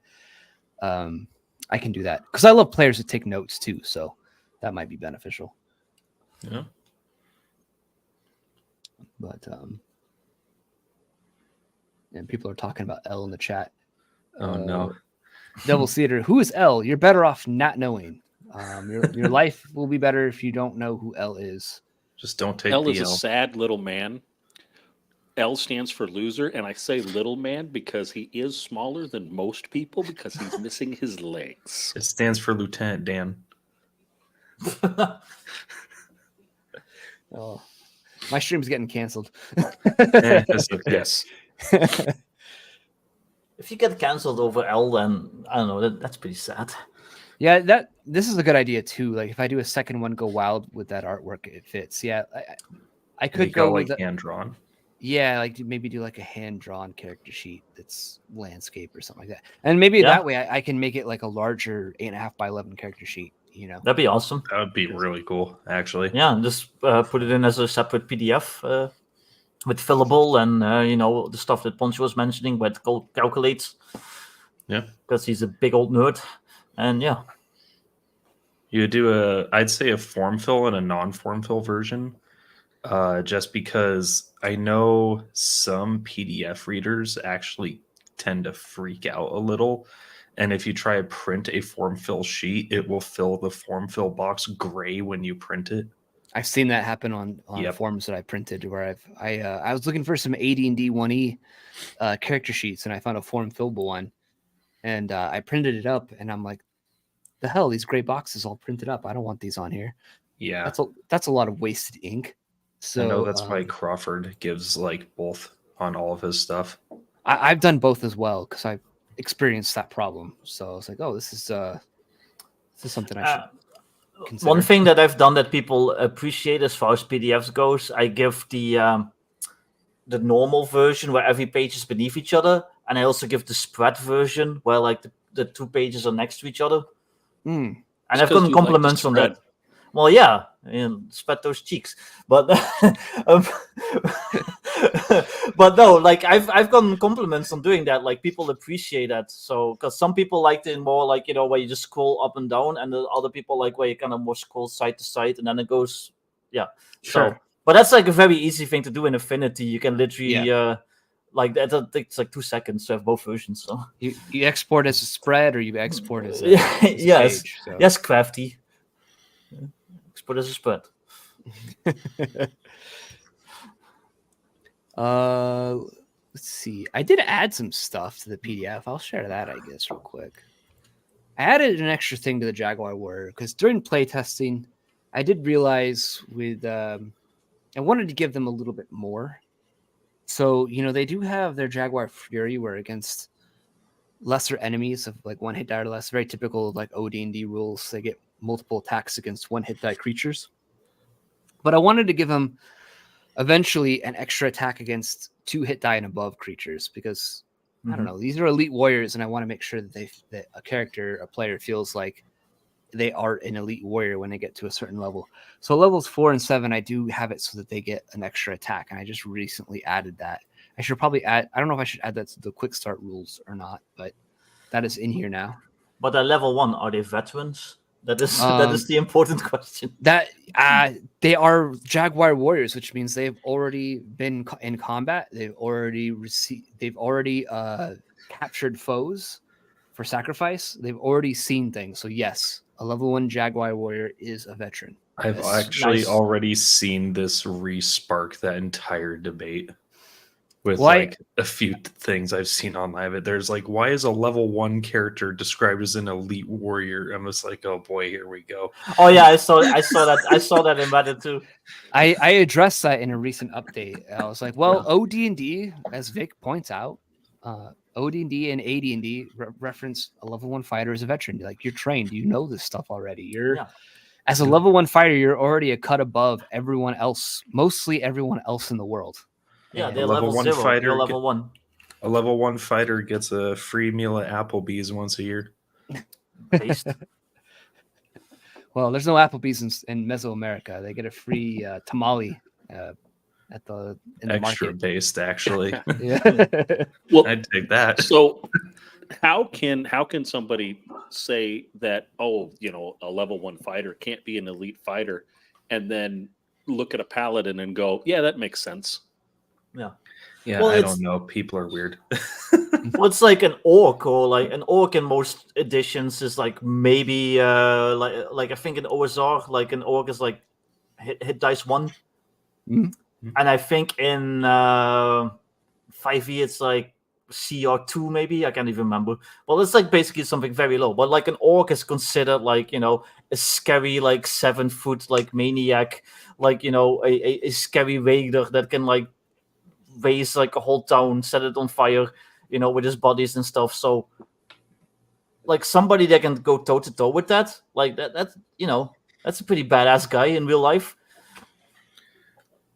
Like somebody that can go toe to toe with the dude that looks like the Mountain from Game of Thrones, but he's green and he has tusks. I mean, that's a pretty badass guy, but I don't know. For some reason, level 1 is just a farmer. To be fair, goblins in 5e have 2 hit die. They Yeah, may but 5e say is it's kind a of- C- Yeah. They may say it's a CR, what is it, 1/2 or CR Yeah. half, right? But you still roll 2 dice for its hit points. Yeah, but if you have a battle axe, you're also rolling 2d6. So a level 1 with a battle axe, if he rolls max damage, or not even max damage, but because you get your bonuses, you can easily take out a goblin in 1 hit. So 5e in general is kind of inflated, sure. Yeah, this is why I like the balance, I guess, if you want to call it balance, of old school. For instance, in OD&D, it's all on D6s. So like everything is just based around a D6 for damage and all that stuff, and hit die. So there's like that 1-to-1 ratio that works really well, where there's like a good, easy to be one-shotted, easy to one-shot other things. But and that's retained in later editions where like we'll use an orc as an example, and Crossface has mentioned this as well. The longsword, which I think does a D8 of damage, or just one of the swords does a D8 of damage, seems to be like kind of the standard. And obviously a lot of creatures are on a D8, and an orc is a 1D8 1 hit die creature. So like an orc has an equal chance of like one-shotting a fighter as a fighter has of one-shotting an orc. And obviously like an orc and a fighter have a greater chance of one-shotting a half hit die commoner or level 0 character, which is generally everyone else in the world. For the most part, that is a human or a whatever, it's going to be a 0 level character. And so I find that interesting, and that balance seems to be kind of lost in a lot of modern editions of D&D, where like you don't have that sort of ratio that I think works really well, and it's sort of like this hidden thing that people sort of forget, and it's sort of lost in 5e. And a lot of modern editions, when they took the hit die of a creature off of a singular hit die, a standard hit die, whether it's a D6 or a D8, you sort of lose that, in my opinion. Yeah, hit dice were kind of like the challenge rating in the olden times. Yeah, and that makes it so much easier. You can look at a stat block and you just look at the creature's hit die, and you're like, oh, this is easy or this is terrible. Yeah, it's like when my guy in our little game that we did with Scarlet Heroes, and it was like 7 ogres or something, or like 4 ogres coming over the hill towards the farm, and it's like I was like remembering like ogres, so I was like, what, aren't those like 76 or like 78 or whatever the hell they are? It's like, yeah, you know what? I'm gonna hide it in the wood cellar. And likely Arrow brings up a point. It's something I've thought about too, which is with the hit die 1 hit die creatures using chainmail, and this is definitely like a more this interpretation of that rule. I don't know. Should it be just a +1? You think to attack rolls, or should it be as it is now? I don't know. Obviously, I still have time to change all this. Oh, with the bonus attack, you mean, or? Yeah, with Jaguar Fury. Oh, okay. Let me read that real quick.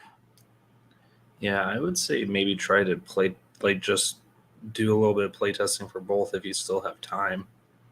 See which feels better. We've been doing it this way, and Shane, who's I don't know if he's still in the chat, he's been a Jaguar warrior in the play testing. And so the way we ruled it is like at level 2, so he's a 2 hit die guy at that point, because if you go down here, he's at a 2 hit die.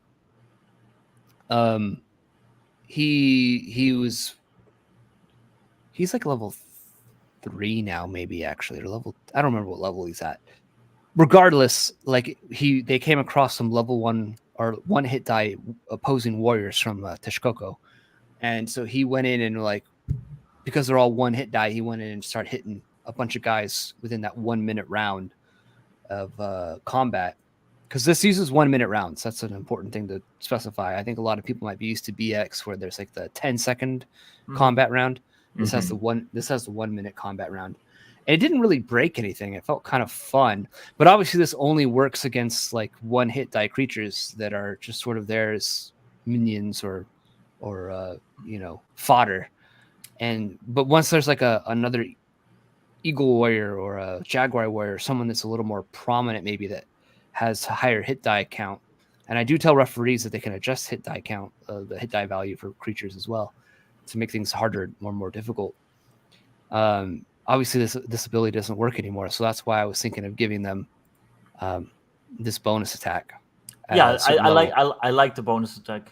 Yeah, it makes them a bit more viable at later levels as well, which I'm sure a lot of the players will also appreciate. It's like, yeah, you get extra attacks against one hit dice creatures and stuff is cool, but like if you're like level 10 or whatever, like most GMs aren't gonna put you up against one hit dice creatures unless maybe it's like a random encounter. For the most part, they're gonna scale the plot up with your character, especially modern GMs. So I think they do need something to kind of. Well, I am the co-host, and bye, Craft. No, no. One hit die creatures are super important, especially if, like, let's say there is a chthonic being that is being summoned from the clouds at the top of a temple, right? So you have all of the one hit die creatures like scaling down the pyramid or scaling down the temple, and you have that very like Conan moment of, you know, the swinging the axe back and forth and just minions flying.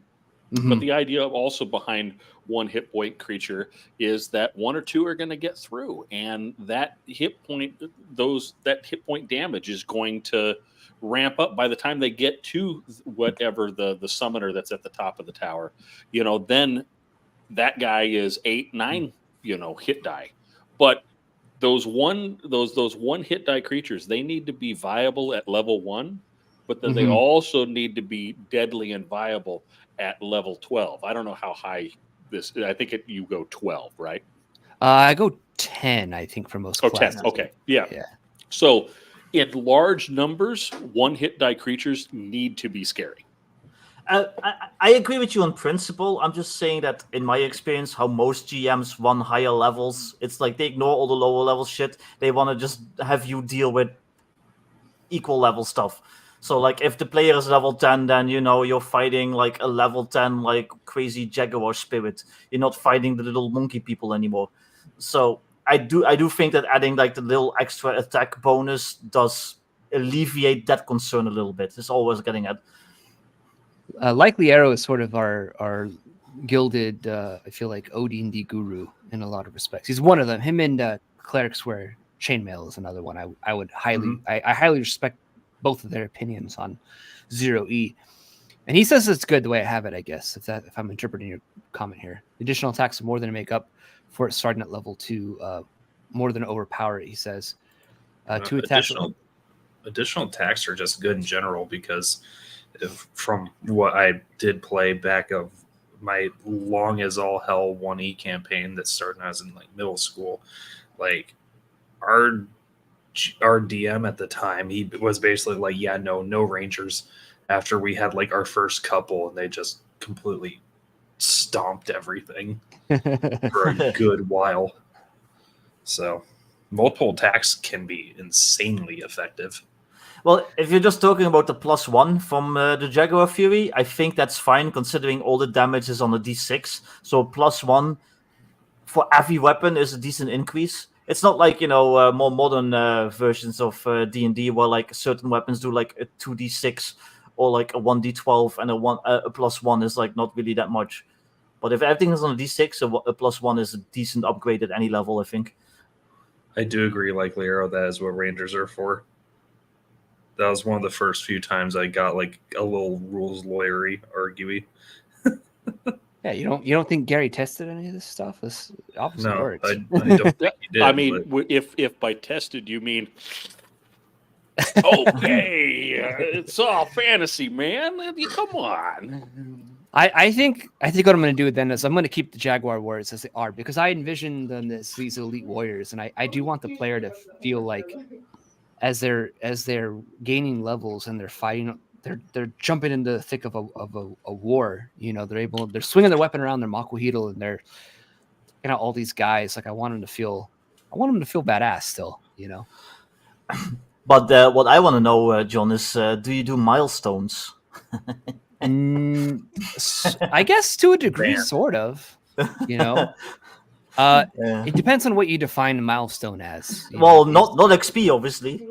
Milestones is where you hit a certain point in the story, and then the GM decides to you level. That's what a milestone is, right, Crafty? Right. I can feel crafty Yes. from here. Milestones. I can feel Yes. the anger through my screen. So here's the question that I have, right? So we know it's basically it's OD&D. What, like, let's look at do you have any kind of like temple building rules? What about magic items, legendary items? There has to be in Aztec culture. There has to be like their version of the Excalibur. And did you include that? I do have various things here. So like I do have a treasure table here. So if you have a hoard of loot that you find that's worth 1,000 SP, there's a 10% chance that 1,000 SP, for every 1,000 SP, that there's going to be a magical item or artifact or something like that. And so I do have +0, +1, and +2 and +3 weapons, as well as magic armor and other artifacts and things like that. So I think I need to go back through this because I think I didn't finish this part here. This part is broken. I need to fix that. But yeah, I do have like example enchantments that could be placed on things that like Shipe Totek skin, which is like wearing flayed skin pretty much. Quinametsin strength, which is essentially kind of like ogre strength because the Quinametsin were like giants. So I do have lots of things like this that a referee can use to make magic items as well. That's cool. Yeah, kind of answers what I was gonna ask. Were there like any specific like Aztec heroes or something, like legendary figures that like this is the guy that he saved the city and he captured like 10,000 people to sacrifice, in like the year whatever, the year of the the puma, and I like maybe have like some items tied like to that kind of stuff. But you kind of answered that by having like those special magical abilities with specific names and stuff. So to answer this question, what's a +0 melee weapon? So you think of a magic weapon as sort of like a +1, where like you get a +1 to attack and you get a +1 to hit. I wanted this to be slightly lower magic. So +0 means there's no bonus to hit, there's no bonus damage, but at the very least, you're still able to hit creatures that can only be hit by magical weapons.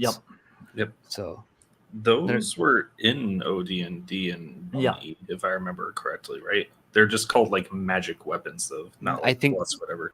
I think so. If I remember right. You might be right. I don't remember exactly. I just think that they're a good idea. They kind of allowed referees to give players magic weapons that are not insanely overpowered, but they're still useful. Players are still grateful to have them.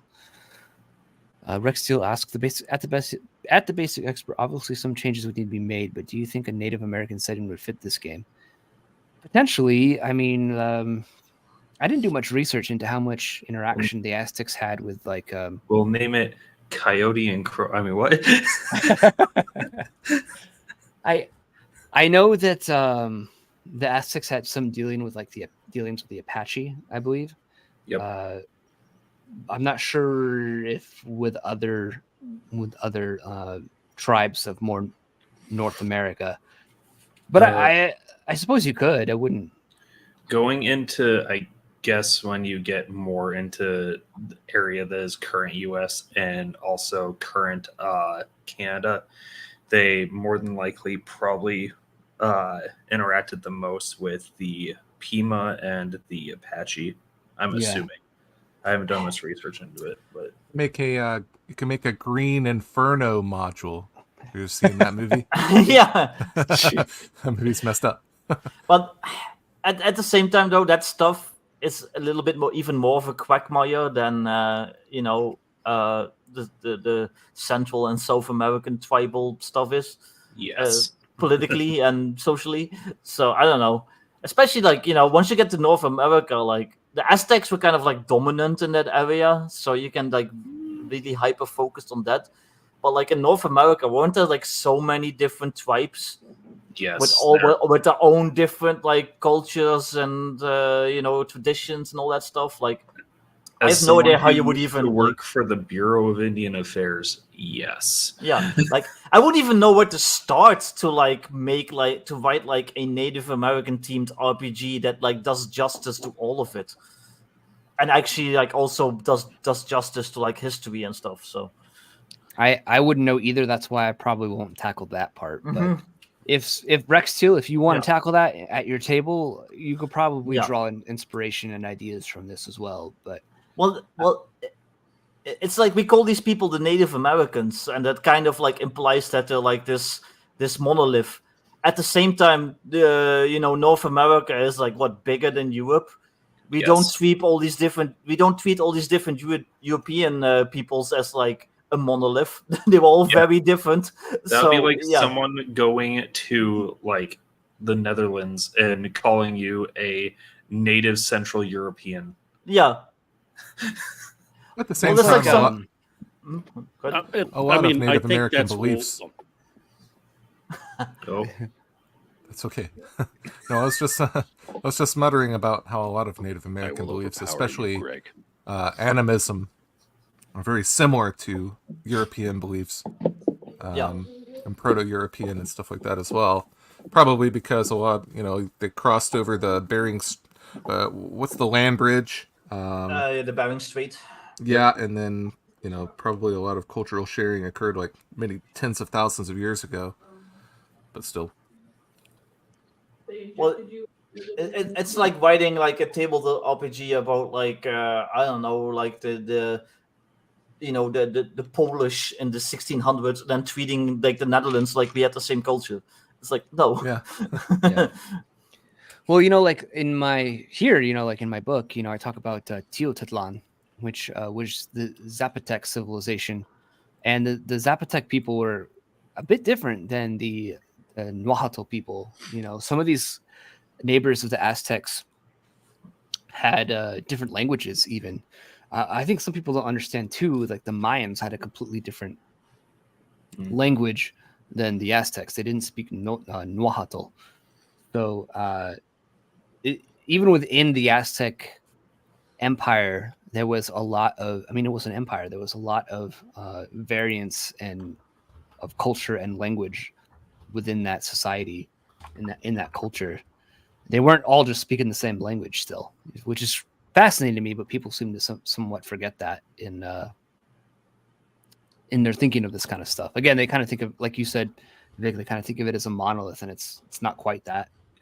No, the Aztec Empire was was very akin to, say, the Roman Empire, right? Yeah. But of course, you had Central Rome, which was the Roman people. But as you started getting out into, you got out into Britannia, and you got out into Africa and places like that, the culture of the people changed. Mm-hmm. Yeah, exactly. And yeah. Well, it's like I said, we call them the Native Americans, and that implies like a monolith. But that's like saying Native Europeans. Like, well, how many different cultures and myths and histories were there in Europe? Like, or are there in Europe? So, yeah.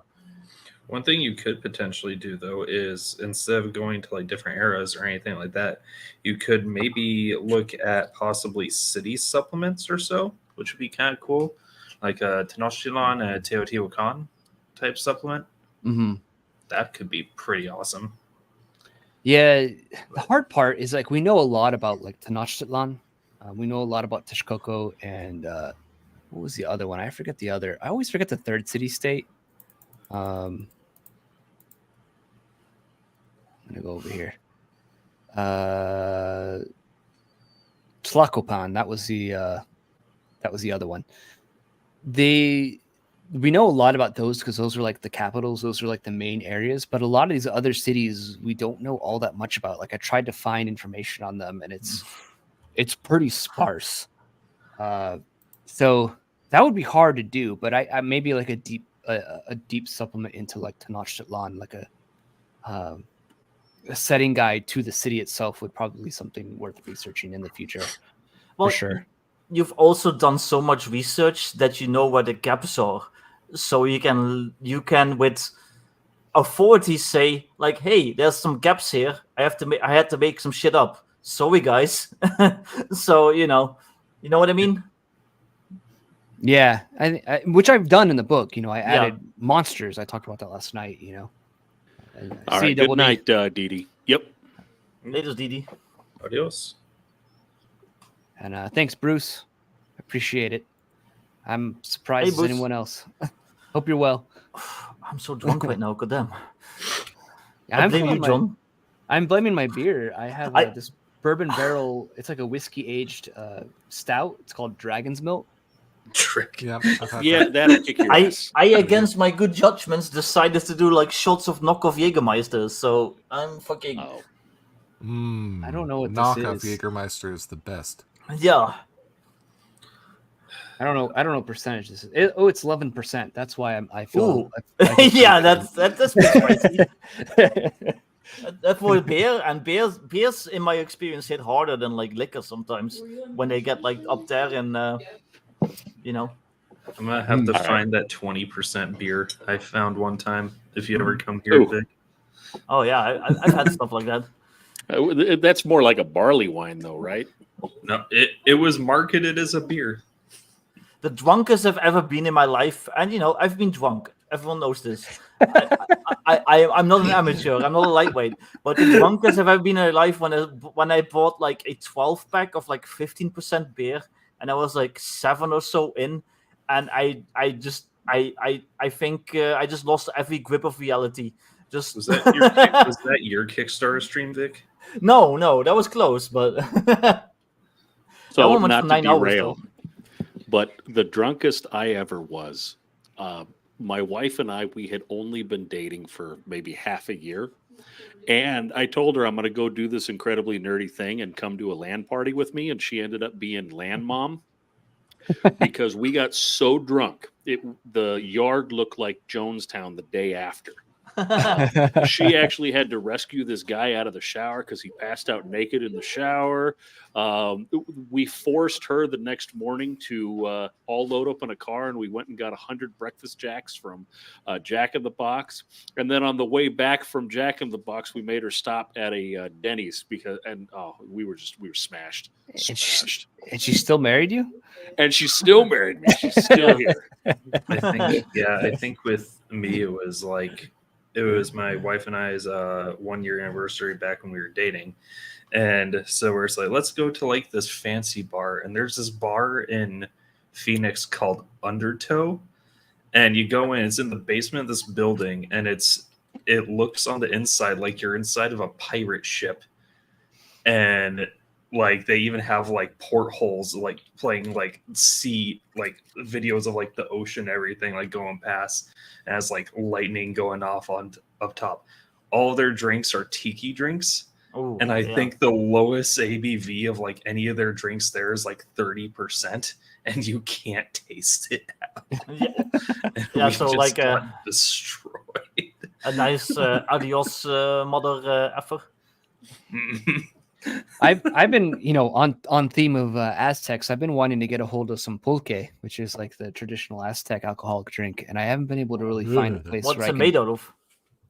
It's like made from agave, I believe. That sounds good. Okay, I was worried it was like made out of like jaguar piss or something, like fucking like I don't know, like bubble gum hooker spit. Yeah, it's like in Europe, it would be like fermented goat milk or something. Like weird shit. It's made from pieces of real panther. That's how you know it's good. I mean, it's made from agave, fermented coca beans. So. Fermented coca bean boost could be good though. I don't know. No, that shit would burn your throat so bad. That means it's good. Yeah, John, I should go to real smoky mezcal will probably be similar since it's also made from agave.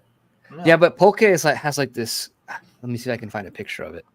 Okay. I get paid today. Maybe I should get some tequila. Oh no! No, you're gonna be a monster. He's gonna go Jekyll, full. Jekyll and Hyde. I'm gonna start cussing out everybody. Yeah. Greg's gonna go full bad dragon. I mean, what? Don't turn this camera on. Yeah, I don't have a dragon picture anymore. I got my barbarian dude because that's Damn. So Polka has like a look like this, which is what interests me. It's like this white, milky substance. Yeah, it's just like old Aztec women with like no teeth, just chewing on agave plants and spitting it into a bottle, and then like letting it ferment, and that's what the booze is. Well, yeah, it's probably not too dissimilar from sake, right? That's what I was just thinking too. Yeah, it kind of looks like you know what? rice wine. I know that John knows what this is, but in the Old West, there used to be a drink called All Sorts.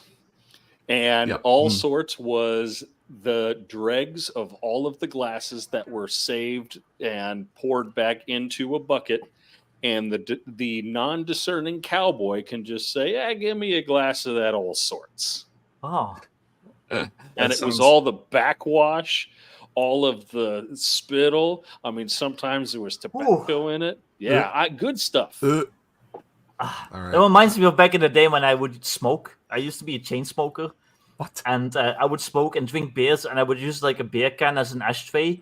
But I would eventually get so drunk that I would just grab the wrong beer can and just take a swig, and there's just like fucking like 40 cigarettes like put out in it, and like just like an inch of beer, and I would just take a big swig. That's what it reminded me of.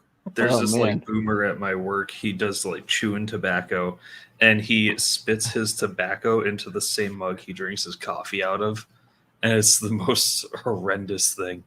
Sorry, Devil's Theater. Well, what about vodka as far as like Old West drinks go? But likely Arrow asks, is that why you quit smoking?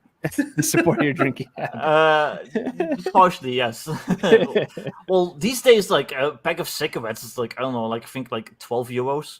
It's ridiculous. Jeez, holy cow! Anybody has ever drinking Malort, then they'll know. Yeah, I've drank it. Fuck that shit. Oh god, no. People act like it's like, oh, it's actually pretty good. No. No, if you like Malort, then you basically like vomit. Yeah, you like you drink more with the Beverly. Have you ever had that that Coke drink that's like from Italy or whatever? It's like a bitter apricot. It's called the Beverly. Yeah. Disgusting. Yeah, I've had that. Well, people say that Guinness is good, but that's like sucking down tar. I like Guinness. Yeah, Guinness doesn't taste like anything. Yeah, I don't know. I never really got into Guinness. The least flavorful stout you could possibly buy. Shut your mouth. Shut your whorish Dutch mouth. Well, see, I'm Dutch, so I'm mainland European. I like a good Pilsener. That's what beer is to us. A good, nice golden Pilsener, like just dripping with dew. A nice foamy head on it. Not that fucking tar shit that you weird fucking potato-eating Irish fucking fucks eat. Yeah. Yeah. No, actually, the a better one is it's by Russian River, which is up north. It's in Humboldt County, so it probably has all sorts of weed in it. But it's Russian River stout, but it has a picture of what's his name? Yes, the Lekelos beer. No, but that stout is so good, but you drink one and you're on your ass because it's upwards of like 12-13%. But yeah, so it has that's right. It's Rasputin. Old Rasputin. Yeah, Old Rasputin. Yeah, they have that here in North Coast Brewery. Yep. We have that here every now and then. I got some for a birthday a while back. It was really good. So my general sales manager, he said that, I love stouts and I love drinking Guinness. I gave him some of that, and he said, "What are you trying to do? Poison me?" It tastes great. What? Okay. My parents bought me like this kit of like these like bespoke like German beers once. It was like 10 different beers for like Christmas. I got that as a Christmas present, and I was like making them last. So I was like drinking like one like once a month or whatever. And there was like this one that was like really interesting to me. It was like made out of like malt barley, like whiskey malt barley or something. Like this beer made out of it. I was like, oh, that sounds really interesting. I bet it's gonna be amazing. I'm gonna save that for last. So it takes me like months to get there. I'm like drinking all these like really like awesome like German beers, so like really tasty. I finally get to this one that I'm like looking forward to for like almost a year. I take a sip. It just fucking tasted like burnt tires. It was like it was like the worst beer I've ever had. I literally had to pour it down the sink. Like I took like one swig. It made me like violently ill, and I had to pour it down the sink. It was like it was awful. Wasted beer. That's like Yes. slapping God. Yeah, but this was so awful. It tasted like a tire fire smells. You would not like Scotch, particularly Islay Scotch. That's all. I like I like Scotch. I don't like peated Scotch. Okay, that's Islay Scotch. So. Yeah. I don't trust the Germans with beer anymore because they started this thing where they're mixing Coke with beer. What? Yeah, that's Mixing what with beer? Coca-Cola. You go half Coca-Cola, half wheat beer. Huh. Put the cocaine back in. I would. Well, I would try it. they do 7-Up in beer. That's called a shandy, or a Snow White over here. That one's good. I want to make this here. The reason why we beat them twice. Damn. There's this. I found this recipe when I was looking for where I could buy pulque though, and it was because I couldn't find it. But it was like how to make your own home beer. That was like it was pulquezo, and it was like a hybrid agave beer, and it has like a recipe here for making it. So I might try this. Do it, John. Maybe drink it on stream. Who knows? But this makes 5 gallons, which I have a 5-gallon carboy because I used to brew a lot of mead. I need to get back into it. That's that Danny Trejo prison beer. Machete brand beer. Yeah. Could be good. Like that some has hops Pruno. for some reason. Well, it's a beer. It's a beer with like agave stuff in it. Like, I think you They use didn't agave. have hops in Mexico. That didn't happen. Well, No, the that, Spanish dude. the Spanish brought it over. So Okay. This is from Spanish documents. So this isn't like purely like an Aztec thing. But I thought I would try it because it was I couldn't find where to buy pulque. I don't have a Bevmo near me, so here in Idaho, the one thing that sucks about living here in Idaho is all the liquor stores are state ran, they're state owned. You can't Gross. you can't go into like a normal grocery store, something like that, and buy hard liquor, which pulque would be under, or something like that would be under. What? Yeah.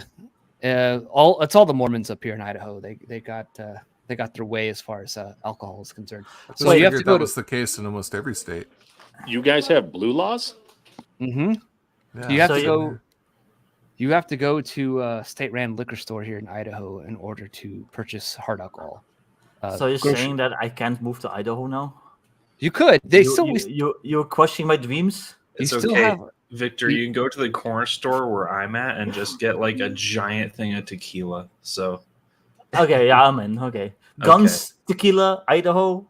Hanging out Yeah. with my buddy, the You- basic expert, in his shed, and yeah, I'm fucking in. There's a thing about blue law states, Victor, that Oh, you're wait a gonna second. find like insane. You can't get a Coke at the same place that you buy liquor. You also can't get ice at the same place that you buy liquor, and beer is not cold. You actually have to take that shit home and refrigerate it. It's Yeah. kind of like, I don't know, it's some weird thing where, see, in California you could just go into any store and just buy a beer and it'd be Yeah, ice and- cold, right? But Yeah, same here in you have to Arizona. wait like 5 months before you can get your handgun. In Idaho, they'll hand you a handgun, but you can't cool off beer. Oh, Well, and I can get cold beer here in Idaho. I can I go to can get both Albertsons. in Arizona. I can go into Albertsons to get a cold beer in Albertsons. There's an Albertsons in Meridian that has a bar in it. It's amazing. But Okay. So to be fair, in California, I can go into a store and walk out with like what $1,600 of beer and not pay, and it's not a felony. So that doesn't really mean much. No, it has to be less than $900 worth of beer. So as long as you're stealing $899 worth of liquor, you're fine. I can feel Mateus in the chat screaming, "This is not legal advice." You knew what I was getting at, though. What's funny though is the 7-Eleven that's near us. They actually post pictures of people who have had unsuccessful beer runs, and it's like the wall of shame. It's hilarious. Oh, also likely arrow to the ban alcohol sales on Sundays. I believe Kansas actually has that as a law. Still, Nice. I think so. So yeah. The Netherlands, it's fairly decent on booze. I can get beer and stuff fairly easily. Supermarkets, they do need a liquor license to be able to like sell actual liquor, so those are fairly rare. But liquor also here is like probably twice as expensive as it is in Germany. And since I live a couple miles from the border, I just go to Germany, and supermarkets just have like whole shelves full of like hard liquor. And I can just buy like a bottle of whiskey for like, I don't know, like €7. And normally over here, the same bottle would be like €20. So, yeah. Yeah, but then you're paying Germans some tax money. So Yeah, whatever. they can use it for some shenanigans. I don't care, as long as I got my booze. It's not like the Dutch government is using their tax money any better. That's fair. They're just making farmers mad. That's all. Yeah, pretty much. Same with gas, actually. Like the gas in Germany is like a lot cheaper than it is in the Netherlands now. I think they want to raise the taxes on gas prices so much that gas is going to be like $11 a gallon, calculated something like that over here. So yeah. Nah. You guys on that weird kick that by like 2035, all of your cars have to be electric? Oh yeah, of course. Over in Idaho, they're talking about getting rid of emission tests. So I don't know. Well, it's funny because California, New York, Florida, and Texas are the largest car markets in basically the world. We are sadly driving many manufacturers to go full electric when they really shouldn't. I saw a service bill for a Ford Fusion Electric that was about $35,000 because it needed a replacement battery. Oh, Jesus. Well, and for context, Crafty sells cars, so yeah, he's almost as evil as Lord Mateus, who's a lawyer. So yes. More evil. Are you kidding?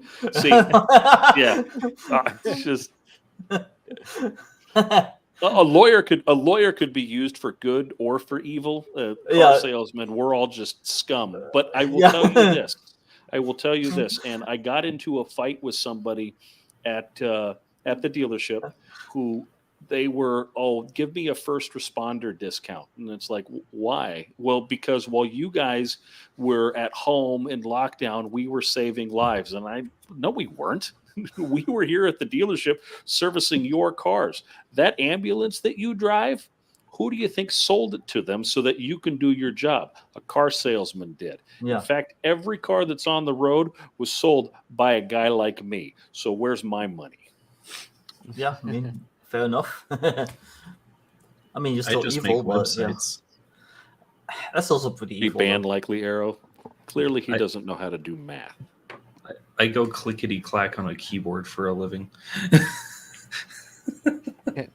He wants to know if he can get a 500 down, no monthly payment, or no, we have nothing down. No, we have people who come in. Hey, I want a $40,000 car. I've got no money down, but I want a $500 payment. And it's like, in what world does that work? They just want a 200-month loan, my dude.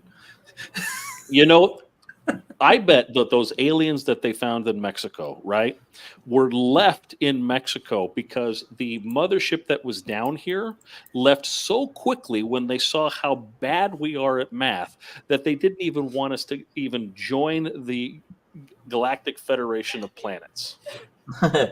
That's right?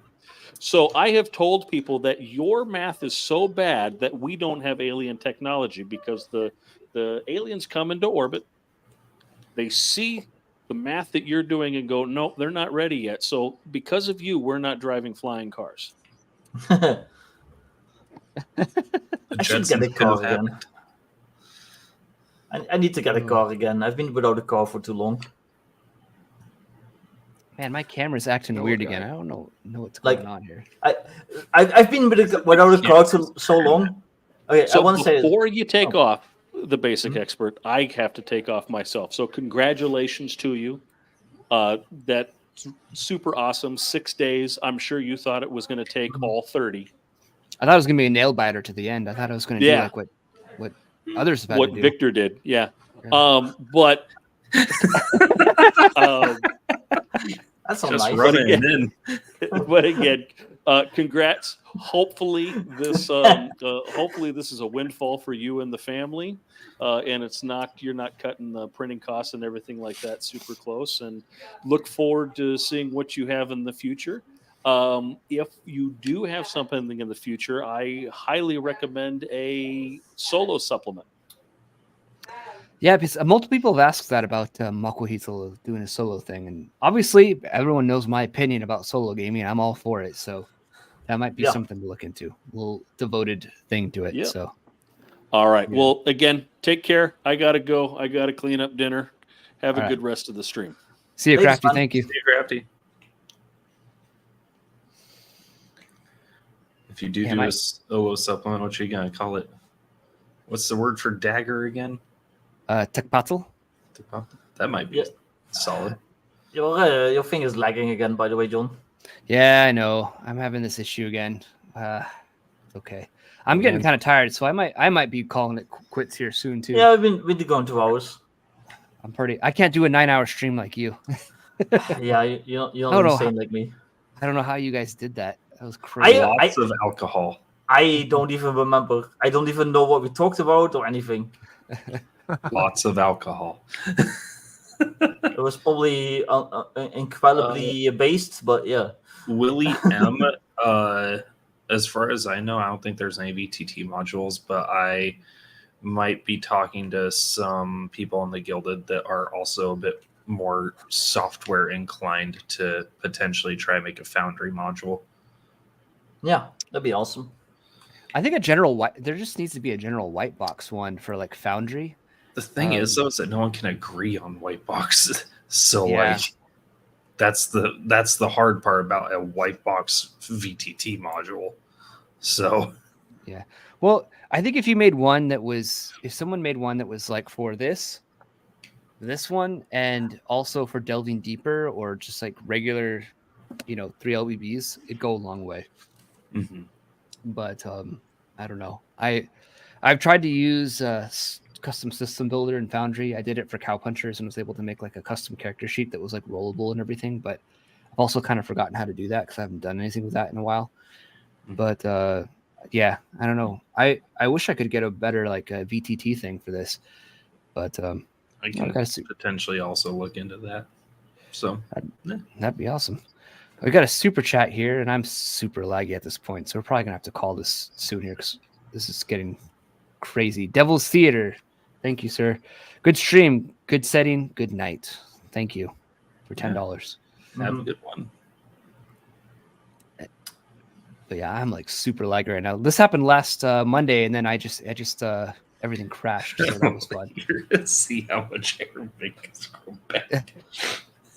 But this is like a new problem. I'm gonna probably have to. I think I'm using my phone as my webcam, and I think it's that problem there.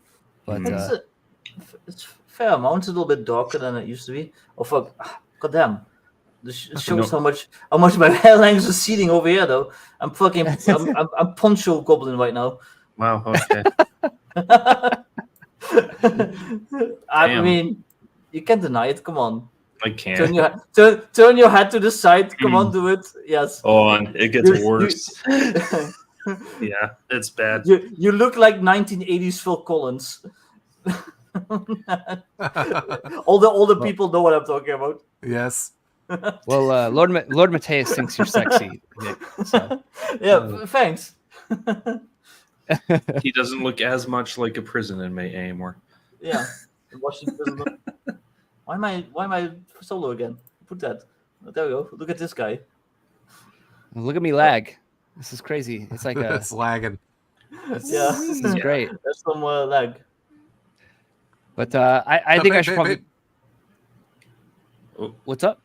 The basic expert. Well, It's at like least Max Headroom. Yeah, At Max Headroom. At least my audio's not bad. My audio's not lagging either, is it? Basic No. headroom. It's just your camera. So It's the annoying. the biscuit excerpt. I'm gonna stop my camera. Maybe that'll make it better. Okay. But yeah, I think we'll call it here. It's been about 2 hours, and Yeah. I just want to end by saying, thank you everyone for supporting this. We're $200, $238 above my initial goal here. I have 24 days to go. It's amazing. So it's I'm just like floored by all this, and it's super grateful for it. Thanks, Mike Dimart. Appreciate it. Congrats on the Kickstarter. Thank you. But yeah, thank you everyone for watching. Thank you everyone for backing this Kickstarter, the super chats that you guys all sent tonight, and for backing this project and just believing in it. I'm really humbled that people believe in what I'm doing, and it was something so again niche, and that people are into it and think that it's worth supporting. So it means a lot. And thank you for everyone here, Vic and Greg and Poncho and Crafty for coming on and hanging out as well. Means a lot to me. So thank you everyone. Thank you. Yeah, thank you. Yeah. We'll catch you guys next Monday. I do know at some point, I didn't tell Vic this yet, but I'm going to get the Dungeon Minister on. I contacted him, and he's a nice guy. So we're going to chat with him on the 25th, I think. And then with Greg here, he's been talking about it, doing a metal stream, and I want to do that as well, talking about metal. So Nice, yeah. we're going to get that going at some point soon too. Get my buddy Frank on. Yeah. Nice. For sure. I'd love to talk about it. I think there's some overlap between old school gaming and metal. So I think there's a conversation to be had there that's related to gaming. Mhm. So we should do that 80s fantasy movie stream, Greg. Yeah, we need to do I was that. about to say, have you seen the leatherette cover of Hyperborea? There's definitely an overlap. Come on now. the indecipherable black metal logo. Yeah. But not Morkborg, because Morkborg is lame. Yeah. Morkborg is fake metal. Mukbang. Monk Bonk. Mukbang. If you like Morkborg, I'm more power to you. I like It's stuff, fine. but- It's my personal opinion. Yeah. But thank you guys for coming on. Check out Vic's stuff, Get Modern Necessities. His 5e book just went silver. Yeah. So awesome. check that out. I'm like, the Modern Adventures Guide to Guns again. I'm also like 140 subscribers away from 1,000 on YouTube. So yeah, there you go. Nice. sign up for my YouTube channel. And check out Greg. He's got his Chronicles of Iris. He's got the Doom that came to Astraeus. Yeah. Mm-hmm. And some other stuff too. The Wilderkin supplement for Castles and Crusades.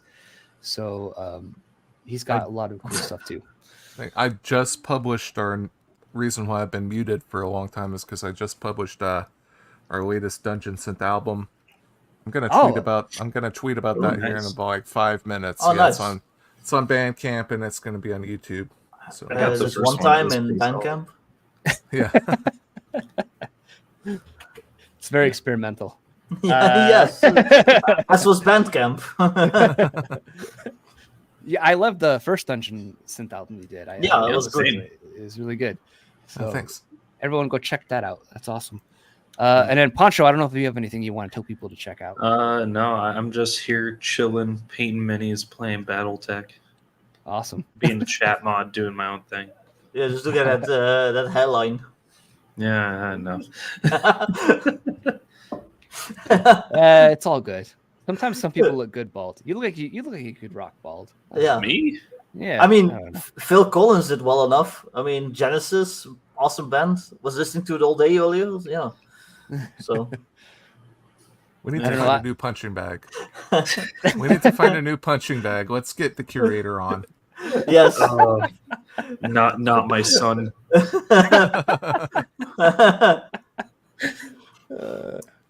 No, All Poncho knows I love him, and he roasts me back just as much. So Yeah. you can say shit. There's not much roasting needed. You're Dutch. I mean, that is true. All right. Life roasted me. All right. Well, we're at we'll end it here. Follow everyone here. Check out Greg's Dungeons album and Vic's stuff as well. Thank you everyone for supporting Macuahuitl. We still got 24 days to go. If you don't want to miss out on it, you can for sure still back it. I will not turn you away, of course. So Yeah. I'd love to see this go to the moon. So that would be awesome. Bang, That'd make me feel zoom. really good. Yeah. Straight to the moon. But yeah, thank you everyone. I'm truly humbled, and I just feel I feel ecstatic about it all. Yep. If I don't sound ecstatic, it's just because I'm tired, because I've been interviewing nonstop about this thing and trying to hit the pavement. So That's what you're supposed to do. That's Yeah. all good marketing. Yeah. but it's just tiring. I'm at a point where I'm Yeah. just tired of. I'm tired of talking about my own thing to a certain extent. Like, Yeah, I get it. I know I'm the feeling. dying, Yes. Theodore. But I'm no, not good. you deserve it, dude. So Yeah. But yeah, thank you to my friends here, and we'll catch you guys next week. I appreciate everyone. So Yep. thank you. We'll talk to you guys later. Dag iedereen. Snaveltjes toe.